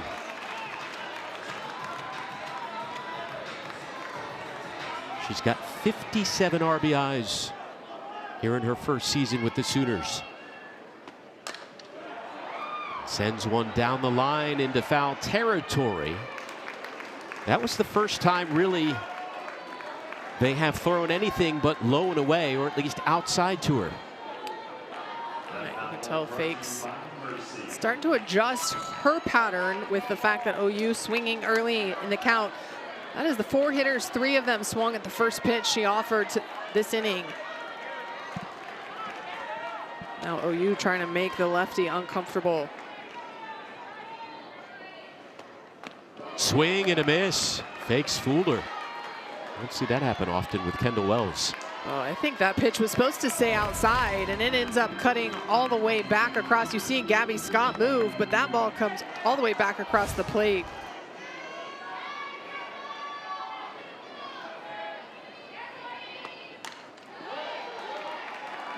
Kendall Wells 11 home runs shy of the single season NCAA record of 37 that was set by Lauren Espinoza 31 years ago. Did it for Arizona back in 1995, and Wells on pace to break that record in the regular season.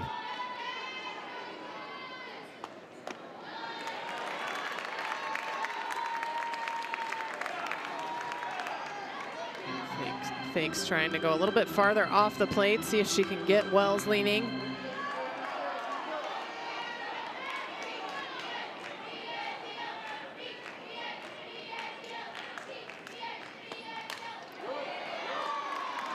She's attacking. She is, and they're staying low and away, and well, that is probably the biggest hole in Kendall Wells' swing, is that low and outside corner. Do have to be careful. Ole Miss stayed there, and she eventually adjusted and drove one to right field for a home run. Right now, I think you have her set up. If you could throw a changeup that tunnels and maybe ends in the dirt, you might get the chase. And the count goes 2-2. Oh, that was a pretty good challenge pitch by Fakes too. Not off speed, but trying to use a little bit lower in the zone, but still on that outer half. Now that you have her leaning and you've thrown a lot out, you might be able to get the jam job off the hands.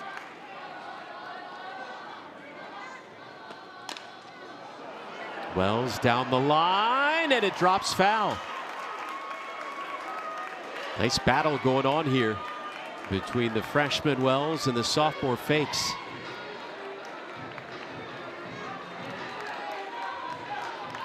Eighth pitch of the at-bat coming up next. That one, Fakes actually did try to go inside, and Wells was late on it.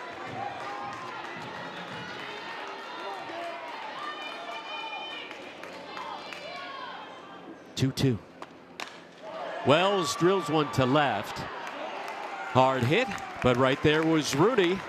Sooners strand one. Still a 1-run game after 4.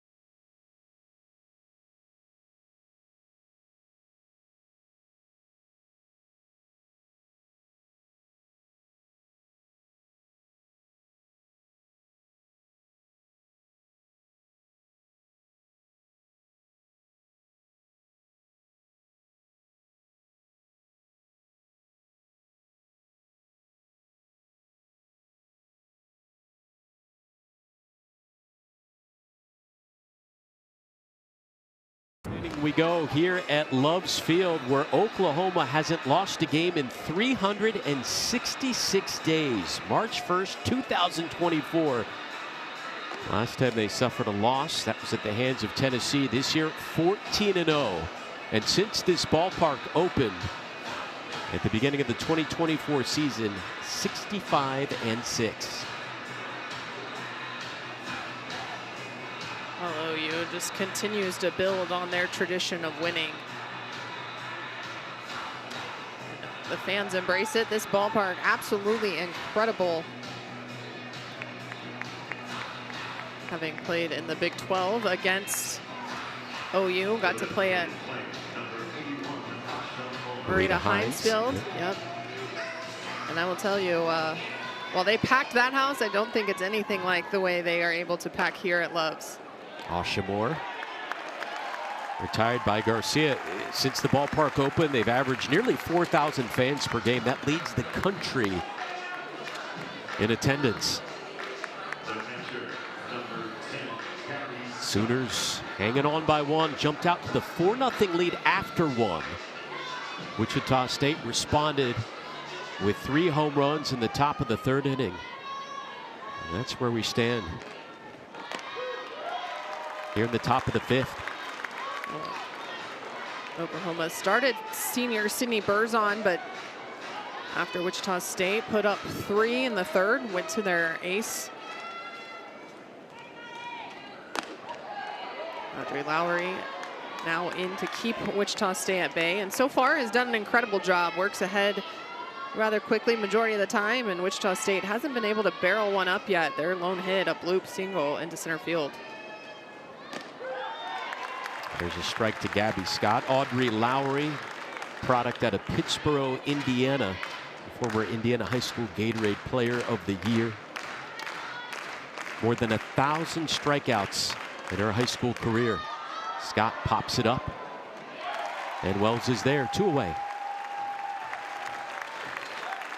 Wells, by the way, tremendous defensive catcher as well. We usually only talk about her offense, but just getting a ton of starts behind the dish as a true freshman. You talk about her offensive output, then you talk about the fact that she is the #1 catcher for OU as well. So on top of offensively making a name for herself, you're also talking about a position to where you have to deal with multiple pitchers, understanding what they throw, understanding how to talk to each of them. Some like you to move before they pitch, some like you to stay still, and it's just a lot to put on a freshman, but she's handling it like a veteran. How particular were you about who was catching you? I know you had your favorite battery mate, Megan Wells, former Big 12 Defensive Player of the Year, but how particular were you? I think after a while, it's about the fact you get on the same page as your catcher. And as a catcher, that's hard to do with multiple pitchers in a short span. And so I will tell you, a lot of people, I could throw to almost anyone, but I like to have that connection with whoever it is. So both in college and pro ball, obviously, Willis was majority of the time my backstop. But I also knew that if we had another catcher who was going to put in, whether it was for offensive production or to give Willis a break, I had to try to make that connection to where I knew I could be comfortable throwing to them. Well, for a moment, Ella Parker ran out of right field, not behind the gate, but she is back, and now Lowry is ready to go. Fields that one easily, a 1-2-3 inning worked by the sophomore Audrey Lowry. Sooners offense hasn't scored since the 1st. We'll see what they do coming up next.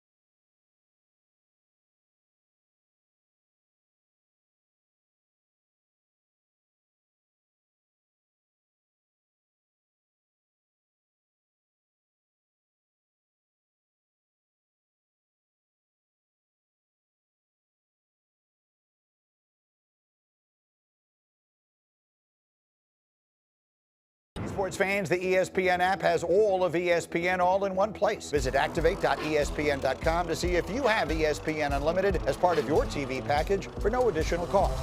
It's all of ESPN all in one place. Sign up or activate now. Well, it's not a very long list of pitchers this year that has shut out this record-setting Oklahoma offense for 3 consecutive innings. But sophomore lefty Gabby Fakes is on that list. She has been tremendous, Cat, out of the pen. Well, she came in and just really was able to come in and attack the strike zone. Sanders was working around the zone. Gabby Garcia swinging away at the first pitch and retired. Sanders was working around the zone, getting deep in counts, and Fakes being lefty on lefty, using that curveball away. We've seen that's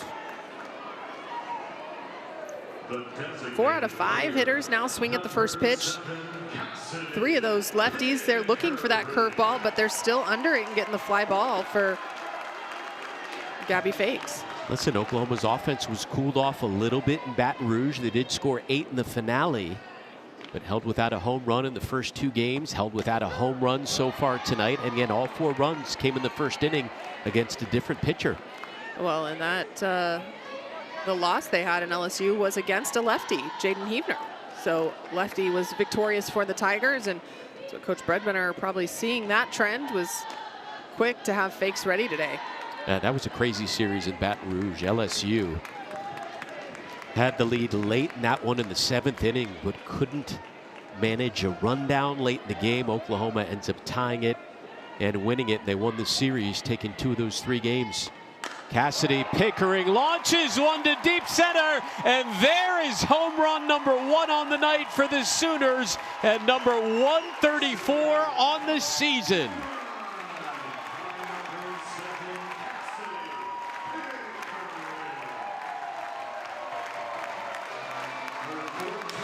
For Cassidy Pickering, her 14th of the year. Well, Gabby Fakes tries to go down and in, and Cassidy Pickering absolutely ready for this. She drops the barrel and stays through that. That one flies high and deep into center field. So Oklahoma with their first homer of the night. They have homered in all but 3 games this year. A little bit of breathing room now, up by 2. Isabella Emmerling is 1 for 2.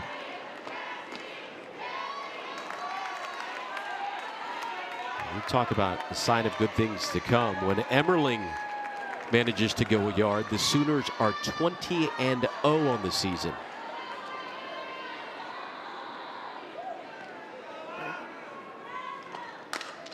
She sends one into the gap, and here come the Sooners. Emmerling digging for 2 and out by a country mile.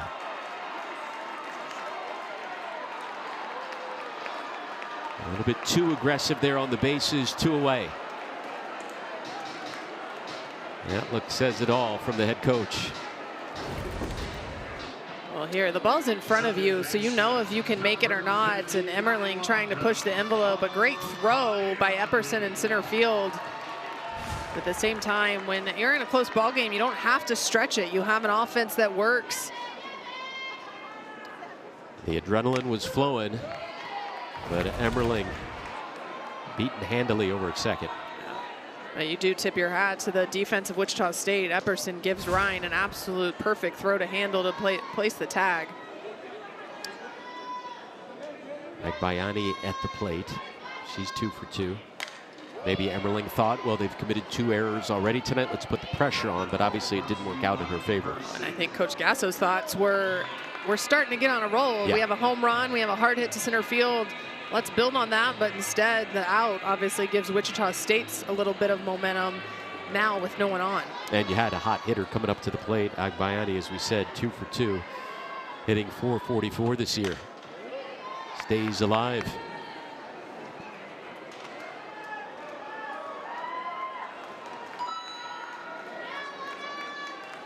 This team's now even in hits after that Emmerling single before she was thrown out. 7 hits apiece.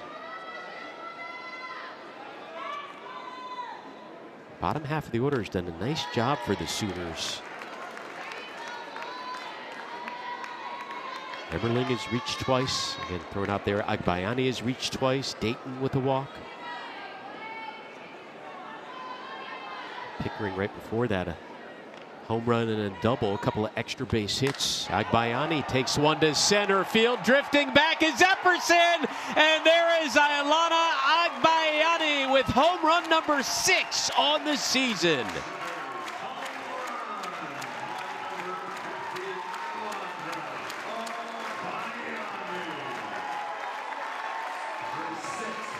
Second home run of the inning for the Sooners. Agbayani bought herself some time, and it's another inside pitch from Fakes that a lefty is able to drive to center field. And these lefties fouling off that outside pitch until they get something over the plate that they can stay through. 2 backdoor curveballs from Fakes, 2 home runs by the lefties of the Sooners. Breaking through against Gabby Fakes, who had gone technically 4 consecutive shutout innings. But the Sooners have arrived. Oklahoma could become the first team in NCAA history to hit 200 home runs in a season by the time it's all said and done. There'll be a pinch hitter coming up for the Sooners, and we'll see if we'll have a new pitcher as well for the Shockers. Well, Fakes was doing a really good job. Came in and was keeping her pitch count down. First inning, she threw 18 pitches. Second inning, 15. The third and the fifth, she kept it under 10, 8 and 4 respectively. But you see the lefties of Oklahoma starting to chip away and just fouling off those outside pitches till they got something they could handle. Right now, Courtney Oliver out to talk about just location, how they can sequence a little different to keep the Sooners off balance. 2 home runs in this inning. Cassidy Pickering first. Couple of batters later, Ailana Agbayani. Yeah, Gabby Fakes trying to use that backdoor curveball after going outside to the lefties, but those lefties ready for that inside pitch. Fakes will stay in there, and she'll get ready to face the pinch hitter Alyssa Parker, who Patty Gasso calls a special player. Back-to-back Gatorade Oklahoma High School Player of the Year, and a true 3-way player. Can hit 10 home runs on the year, can pitch. Just 1 loss in the circle this season, 4-1, and can field as well. She has played every infield position this year. Parker drills one to left, but right at Rooney. Another hard hit ball. This time it's an out. But Oklahoma tacks on a few more. They score for the first time since the first. Now up by 3.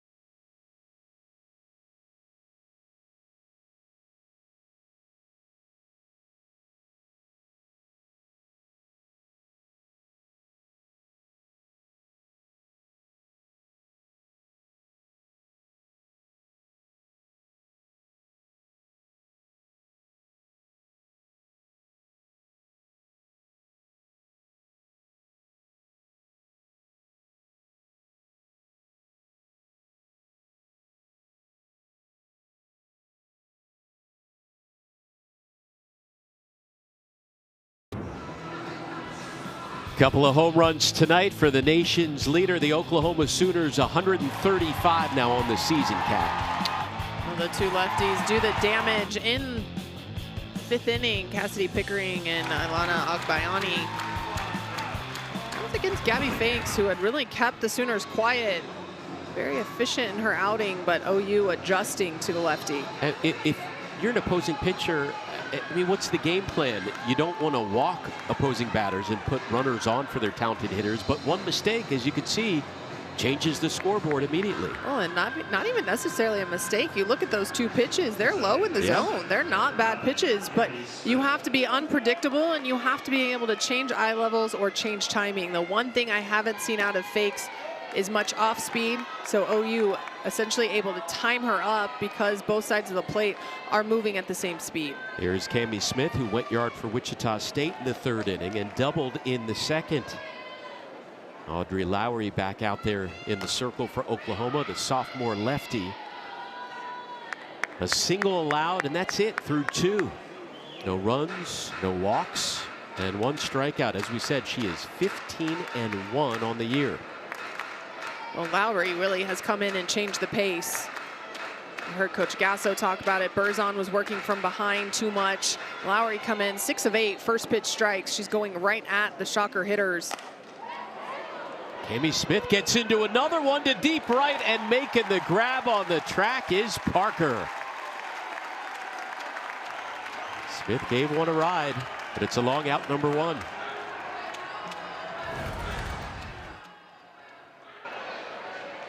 Alyssa Parker, or excuse me, Ella Parker gets a late jump on that one, but able to track it down at the warning track. You mentioned Alyssa Parker. She has taken over at 3rd base for Sydney Barker after pinch hitting for her in that last inning. And here is Jody Epperson at the plate. There's Parker at 3rd. Alyssa Parker, a true utility. Travel ball, she played outfield, so she's played every infield position here for OU. She can play outfield, she pitches. Going to be a special talent for the Sooners throughout her career. Epperson is 0 for 2. And this Wichita State offense has some pop in their bats. 50 home runs on the season, most in the American Conference. They've been in so many close games this year. 6 of their last 7 contests decided by 2 runs or less. 11 one-run games. Played some tough competition. I mean, they were leading a ranked Oklahoma State team a few weeks ago in a midweek contest. They were up in the bottom of the 7th inning when that game got postponed due to weather, as Epperson is retired. Well, tomorrow afternoon, our SEC Now Spring Football Show will have updates from spring camps, preview spring games, look at some of the best pro day performances, and break down the SEC draft eligible players who will or could have their names called in Pittsburgh. Coverage begins at 1 Eastern. Swinging away immediately is Jonna Schrader fouling one back. She singled in the 2nd. On the bottom of the 5th, talked about OU starting to swing early in the count because Fakes was attacking the strike zone. Now you see Wichita State starting to swing early as well. Strike 2.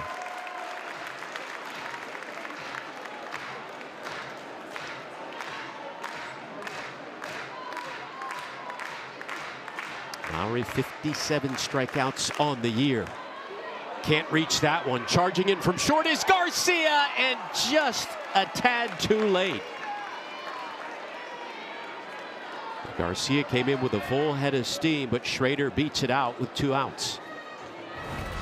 Well, Schrader able to hop this one just high enough to get over Lowry. Nothing Garcia can do to make that play, as it just hopped high enough and slow enough. But you love the hustle from your infield if you're Audrey Lowry. So a runner on for Wichita State with 2 outs, and we'll have a pinch hitter coming up to the plate. Caitlin Beckerly, sophomore out of Cedar Park, Texas, near Austin, will bat in place of Chloe Ryan.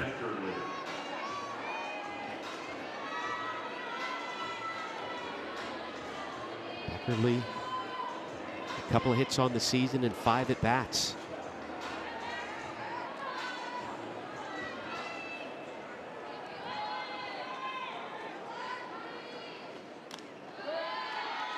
Lowry misses with ball one.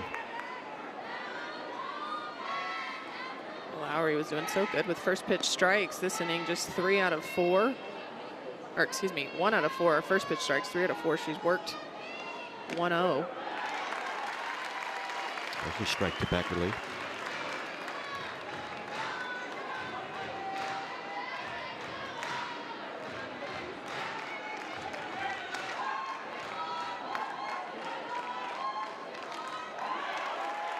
One and two.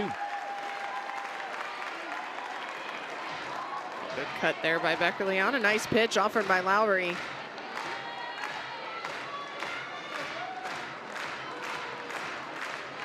One-two on the way from Audrey Lowry. Over to short. Garcia gobbles that one up. And the Shockers will leave a runner on. 6-3 Sooners here in the 6th.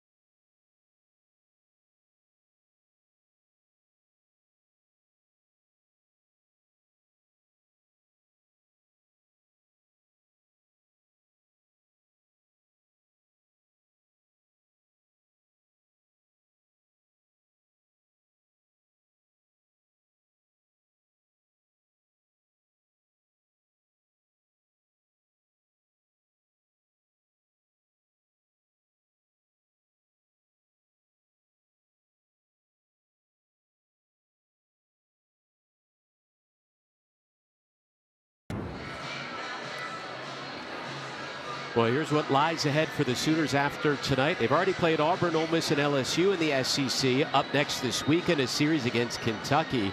And then Cat after that, they visit Austin to take on the #1 team in the nation, the defending champions, Texas. But yeah, that Red River rivalry going to head down south of the border, but Texas sitting at #1. But it doesn't get easier after that either. Arkansas took 2 of 3 from Florida. They have them remaining, as well as Georgia and A&M. So OU got a tall task ahead of them, but I think obviously we talk offensively, they're going to be able to get the job done. It's going to be in the circle as teams get to see more of Lowry and company as they make adjustments. Abby Dayton leading off the bottom of the 6th inning. I mean, the SEC itself is already a gauntlet in the regular season. Then you have to play the SEC tournament. And then the real postseason begins, the regionals, the supers, and beyond to the Women's College World Series. When you look at that schedule, Kentucky, the only non-ranked team, but you can't overlook them. Yeah. You know, you and I just called Tennessee and Ole Miss. Ole Miss not ranked, and they took 2 of 3 from Tennessee. So nearly swept the series. Yeah, it doesn't matter ranked or not. SEC is a gauntlet and tough, and you have to be on your A game every day. 2-1 from Fakes, who was on her A game for the first 4 innings. She came out of the bullpen, but Oklahoma broke through. In that last inning, couple of runs and 3 hits. 2-1 to Dayton.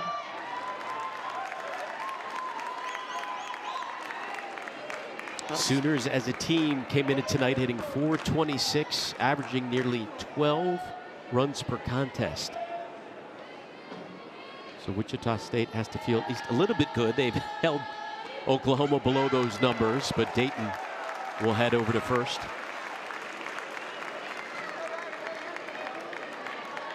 To be honest, regardless of how Fakes ends this game, obviously, if they are able to get 3 outs here in the 6th and don't score in the top of the 7th, we have a ball game. But if I'm Courtney Oliver and Coach Bredbender, I tell Fakes, I'm like, hey, that middle part of the game, you pitched exceptionally well. That's a win for you. That is a confidence builder against an offense like this, against Oklahoma. And sometimes in this game, you have to start to frame wins and confidence boosts in segments. Sure, she wouldn't like to give up the 2 home runs in the 5th, but prior to that, she threw really, really well against a very highly potent offense. Against an offense the likes which we've never seen before. I mean, they're on pace to put up numbers that no one has done in the history of the game as there is action in the Wichita State bullpen. Well, we're talking 448 runs now scored in 38 games. Numbers that are hard to wrap your mind around. Only 2 teams in the history of Division I have scored 600+ runs. One was that 2021 Oklahoma team and the 1995 Arizona team. Yep. Kai Miner has reached once, a walk in the 1st inning. Count goes 0-2. Miner, the freshman out of California, continuing that pipeline of Cali to Norman. So the speed of the college game was overwhelming at first, but she had some upperclassmen like Abby Dayton help her along, and now all she's done is turned into one of the best hitters in the country. That average sitting at .495 to lead all freshmen. Anyone that follows softball prior to college in the travel and high school level, there was never a question that Kaya Miner was going to come in and be able to be an immediate impact. Her power, her speed. It's a combination you don't find in a lot of athletes, and you see her swinging away. There was a point in time she used to slap a lot. So that just attributes the strength and power that she's developed over the course of her career. Top 10 recruit coming out of Irvine. Had a 17-game hitting streak going earlier this year. And again, was just bumped up to the leadoff spot on Sunday. Was hitting around 6th in the lineup for a good chunk. Bumped up to lead off against LSU and produced right away, doubling to start off that game. Sends one to center field. Epperson is there.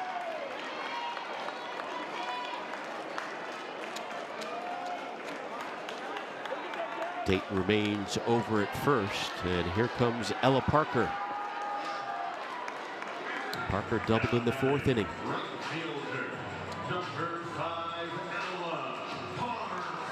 Ella Parker's uncle is Dave Roberts, manager of the Los Angeles Dodgers, and grown up in California. He used to go to a lot of her games in Ladera Heights. He used to sit directly behind home plate, and then after the game, go over all of those at-bats with her after he analyzed them, break down her strengths and weaknesses, and definitely helped her turn into the hitter she has become today. Batting .440 right now.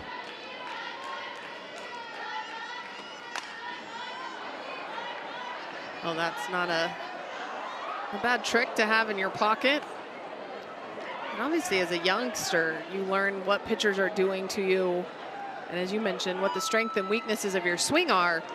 It allows you to start to adjust and understand what pitchers are going to do with you at the next level, and has to attribute to part of her success, not just a pretty swing, but being able to understand how pitchers are going to attack you. Understood that at bat. Singles to right field. Has to hurry. Now she's caught in a rundown. They keep checking Dayton, who stays at 3rd. Parker diving in, and she is out. Second out of the inning. Dayton can't believe it as she's over at 3rd watching. And Patty Gasso immediately signals she's going to challenge.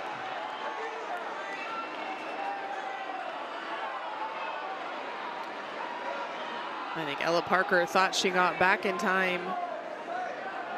Kaylee Young was over there, but kind of behind Parker too. So as the play happened, a little farther away from the bag, having to follow that rundown as it happened between 1st and 2nd.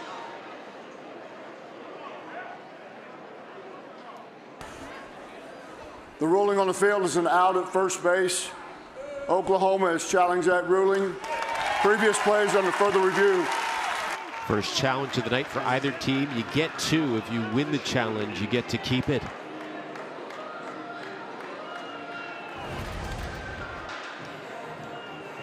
One more look. Here's the throw back.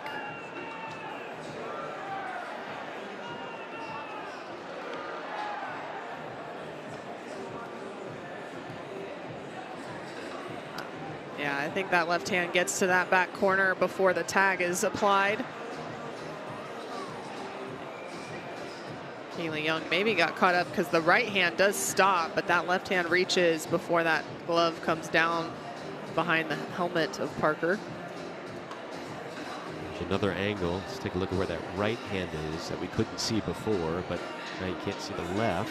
Well, and there too, you have to remember, Young is over here at an angle behind Parker, so she may not be able to see where the left hand is. Yeah. But from the angle on the other side of the base, you can tell Parker's hand gets to that corner before the tag. Third vantage point. I would have to believe that this is going to be overturned. See Terry Holt, first base. You can see that left hand. This play tells me one thing, Alex. I wouldn't want to be the umpire having to go back and forth in the middle of that rundown. We already saw one Oklahoma base runner be a little too aggressive tonight. Isabella Emmerling thrown out going to second. Parker, the initial ruling called out at first. See Dayton's reaction. Patty Gasso instantly reacted as well by signaling for a challenge. Oh, and heads up by Wichita State to get Parker in the rundown, but you really want to be able to get her out. Let's zoom in here.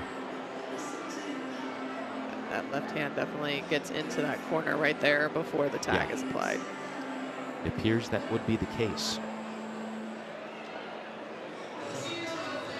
If the call is overturned, it would be runners on the corners with just 1 away. If the call stands, 2 outs, and Dayton over at third.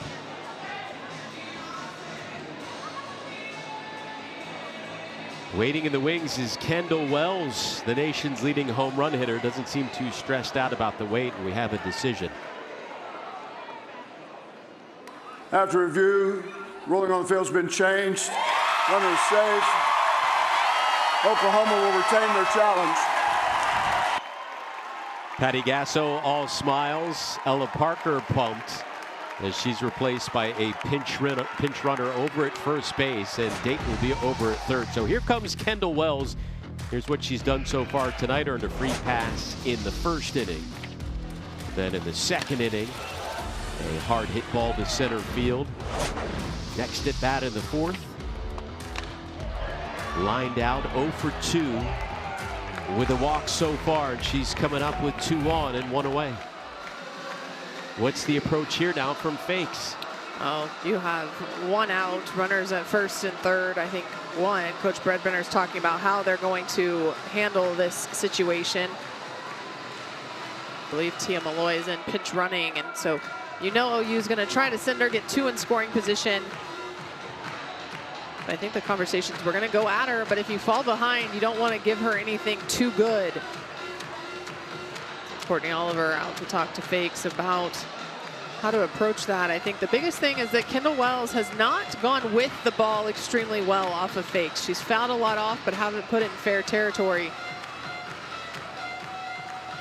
I would stay out there first pitch, see if she offers, and then from there build the game plan on whether you go back in or carefully nibble around the outside corner. Wells tied for the most home runs in a single season in SEC history, 26 homers. 4 shy of the NCAA single season freshman record. She's got a pinch runner, Malloy over at first, Dayton at third, and here we go.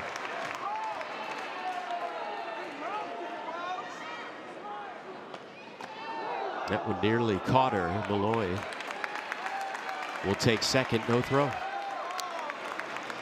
Well, unfortunately, if Wichita State had a plan for the first and third, I think the pitch up and in made Gabby Scott unable to make any type of throw. That crossed her and up enough that she had to come up across and didn't have a good line to throw into second. Wells has a 3-run lead over UCLA's Megan Grant for the national lead. Wells with 26 on the year. Grant not too far behind.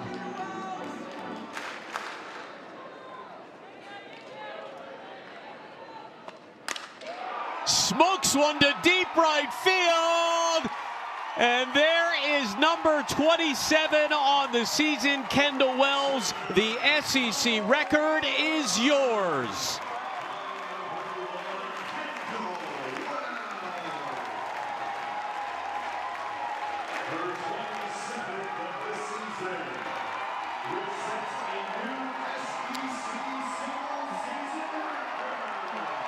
And the celebration ensues for the Sooners. Oh, the freshman just absolutely on a tear. As we mentioned, 0 for 2 on the day, but last at bat of the game for what looks like it's going to be the last at bat of the game for the freshman, able to come through with the big 3-run shot, breaking that SEC single season record. 27th homer of the year, 3 shy of the NCAA freshman record. And let's take another look. Oh, Gabby fakes behind in the count, and she goes outside. Kendall Wells has seen enough of these, but you see her stay through that one. We were seeing her pull off a little bit earlier. I don't even know if I call that a complete swing, but she has enough power that is able to get over the fence right down the right field line. And that right there is the home run that breaks the SEC single season record. For Wells, it's her 8th home run in the last 9 games. And Kat, it's just unfathomable. She was in high school last year. She's now just 10 home runs away from breaking the all-time NCAA single-season record, not for freshmen, for any class of player that currently sits at 37 homers. That record has been in place for 31 years. At this rate, Wells will break that record before the end of the regular season, and that home run has chased Gabby Fakes from the game. She's replaced in the circle by Ava Sliger.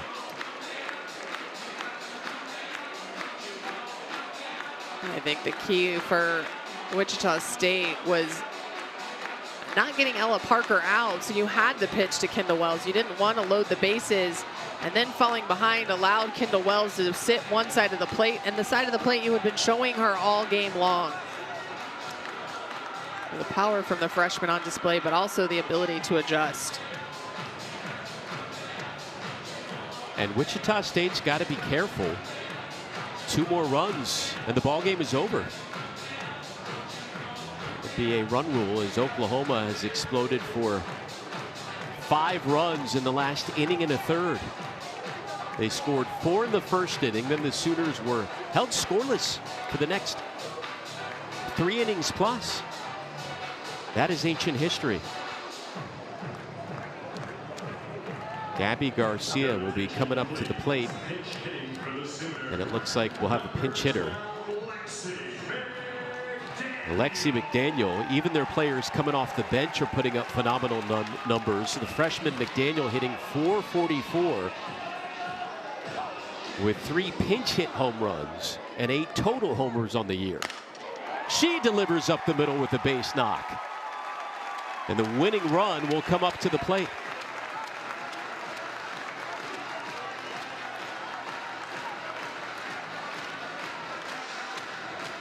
Well, since the 3rd inning, so 4th, 5th, and 6th on, we have seen a lot of Sooners swinging at the first pitch, and that's a sign of them hunting a certain pitch. They're buying into seeing that pitch and driving it hard, and even though early it didn't amount to a lot of run support, it allowed them to get timing. It allowed them to understand that the plan is working. And you see McDaniel executing it to perfection there as well. Cassidy Pickering homered in the 5th inning. Oklahoma with 3 home runs on the night and now 136 on the year. Or they were held without a home run in the first 2 games of that LSU series, but came back with a vengeance in the finale, launching 4. 3 and counting this evening. Pickering to left field. 4 straight hits now by the Sooners. winning run is at first. Oh, hitting's contagious, and unfortunately for Ava Slingler, you're coming in a game right when OU is getting to the height of their momentum. Patty Gasso may send a pinch runner out there for Pickering over at first base. Fans enjoying themselves here at Love's Field as Cheney Helton replaces Pickering. Over at second is McDaniel. Kendall Wells, home run number 27 on the year. We'll speak with her after this one comes to an end. So Helton, the pinch runner, representing the winning run. Isabella Emmerling at the plate. She is 2 for 3. Couple of singles and got thrown out digging for 2 in the 5th.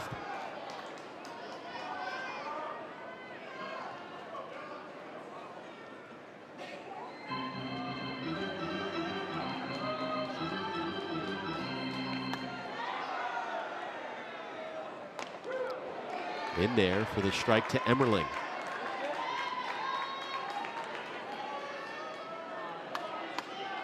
Emmerling, a couple of home runs against Wichita State last year. I mean, you talk about the improvement for Emmerling at the plate in her senior year. What a season. The 0-1 misses. She hit .212 a year ago. This season batting .440 and has already matched last year's home run total. When we talk about it, they don't just get some of the best athletes, they develop those athletes, and that's a testament to JT Gasso. Emmerling strokes one foul. And as well, I think a lot of their power numbers, you watch some of these athletes as they go through their course of their career, you can see how strong they get. You don't swing for power without some strength, both in lower half, even sometimes your upper half. And when you're immersed in a program for over a year, a lot of times you get senior transfers, you get 1 year, you just kind of let them go. But in Emmerling's case, 2 years, has the ability to get a lot stronger and learn a lot from JT Gasso. Last season at North Carolina, hit .323, has just boosted those numbers here in her senior season. 2 on, 1 away. The 2-2. Again, just ahead of that one. Slingler trying to mix that one inside. Emmerling got around it just a little bit, pulled it foul. Biggest thing I haven't seen from Wichita State is a change in timing. So an off-speed pitch that absolutely makes OU have to second guess if you're going to throw 2 speeds within the strike zone. For Schleiger, and 1 more ball loads the bases. Agbayani on deck.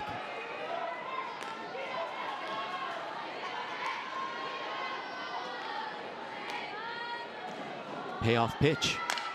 Emmerling to right field.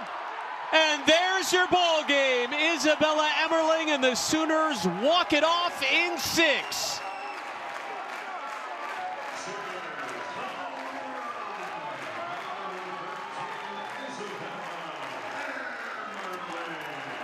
The Sooners hit 4 home runs on the night. All of those 4 coming in the last 2 innings and remain undefeated when Isabella Emmerling goes yard. Well, Emmerling put up a good fight in that last at bat, able to go with that pitch right over the right field wall. And you see the adjustment by OU starting to go opposite field late in the game. Emmerling and Kendall Wells both. But the power of OU just comes on display late in the game. And Wichita State just didn't have an answer.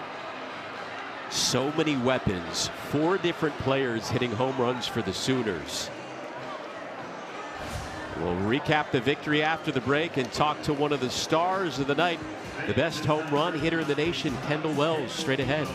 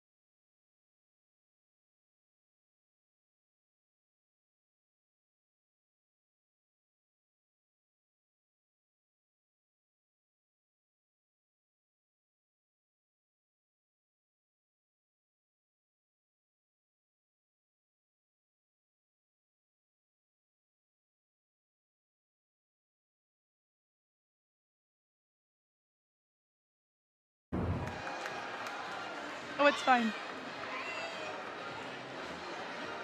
No, it's not happening. Yeah.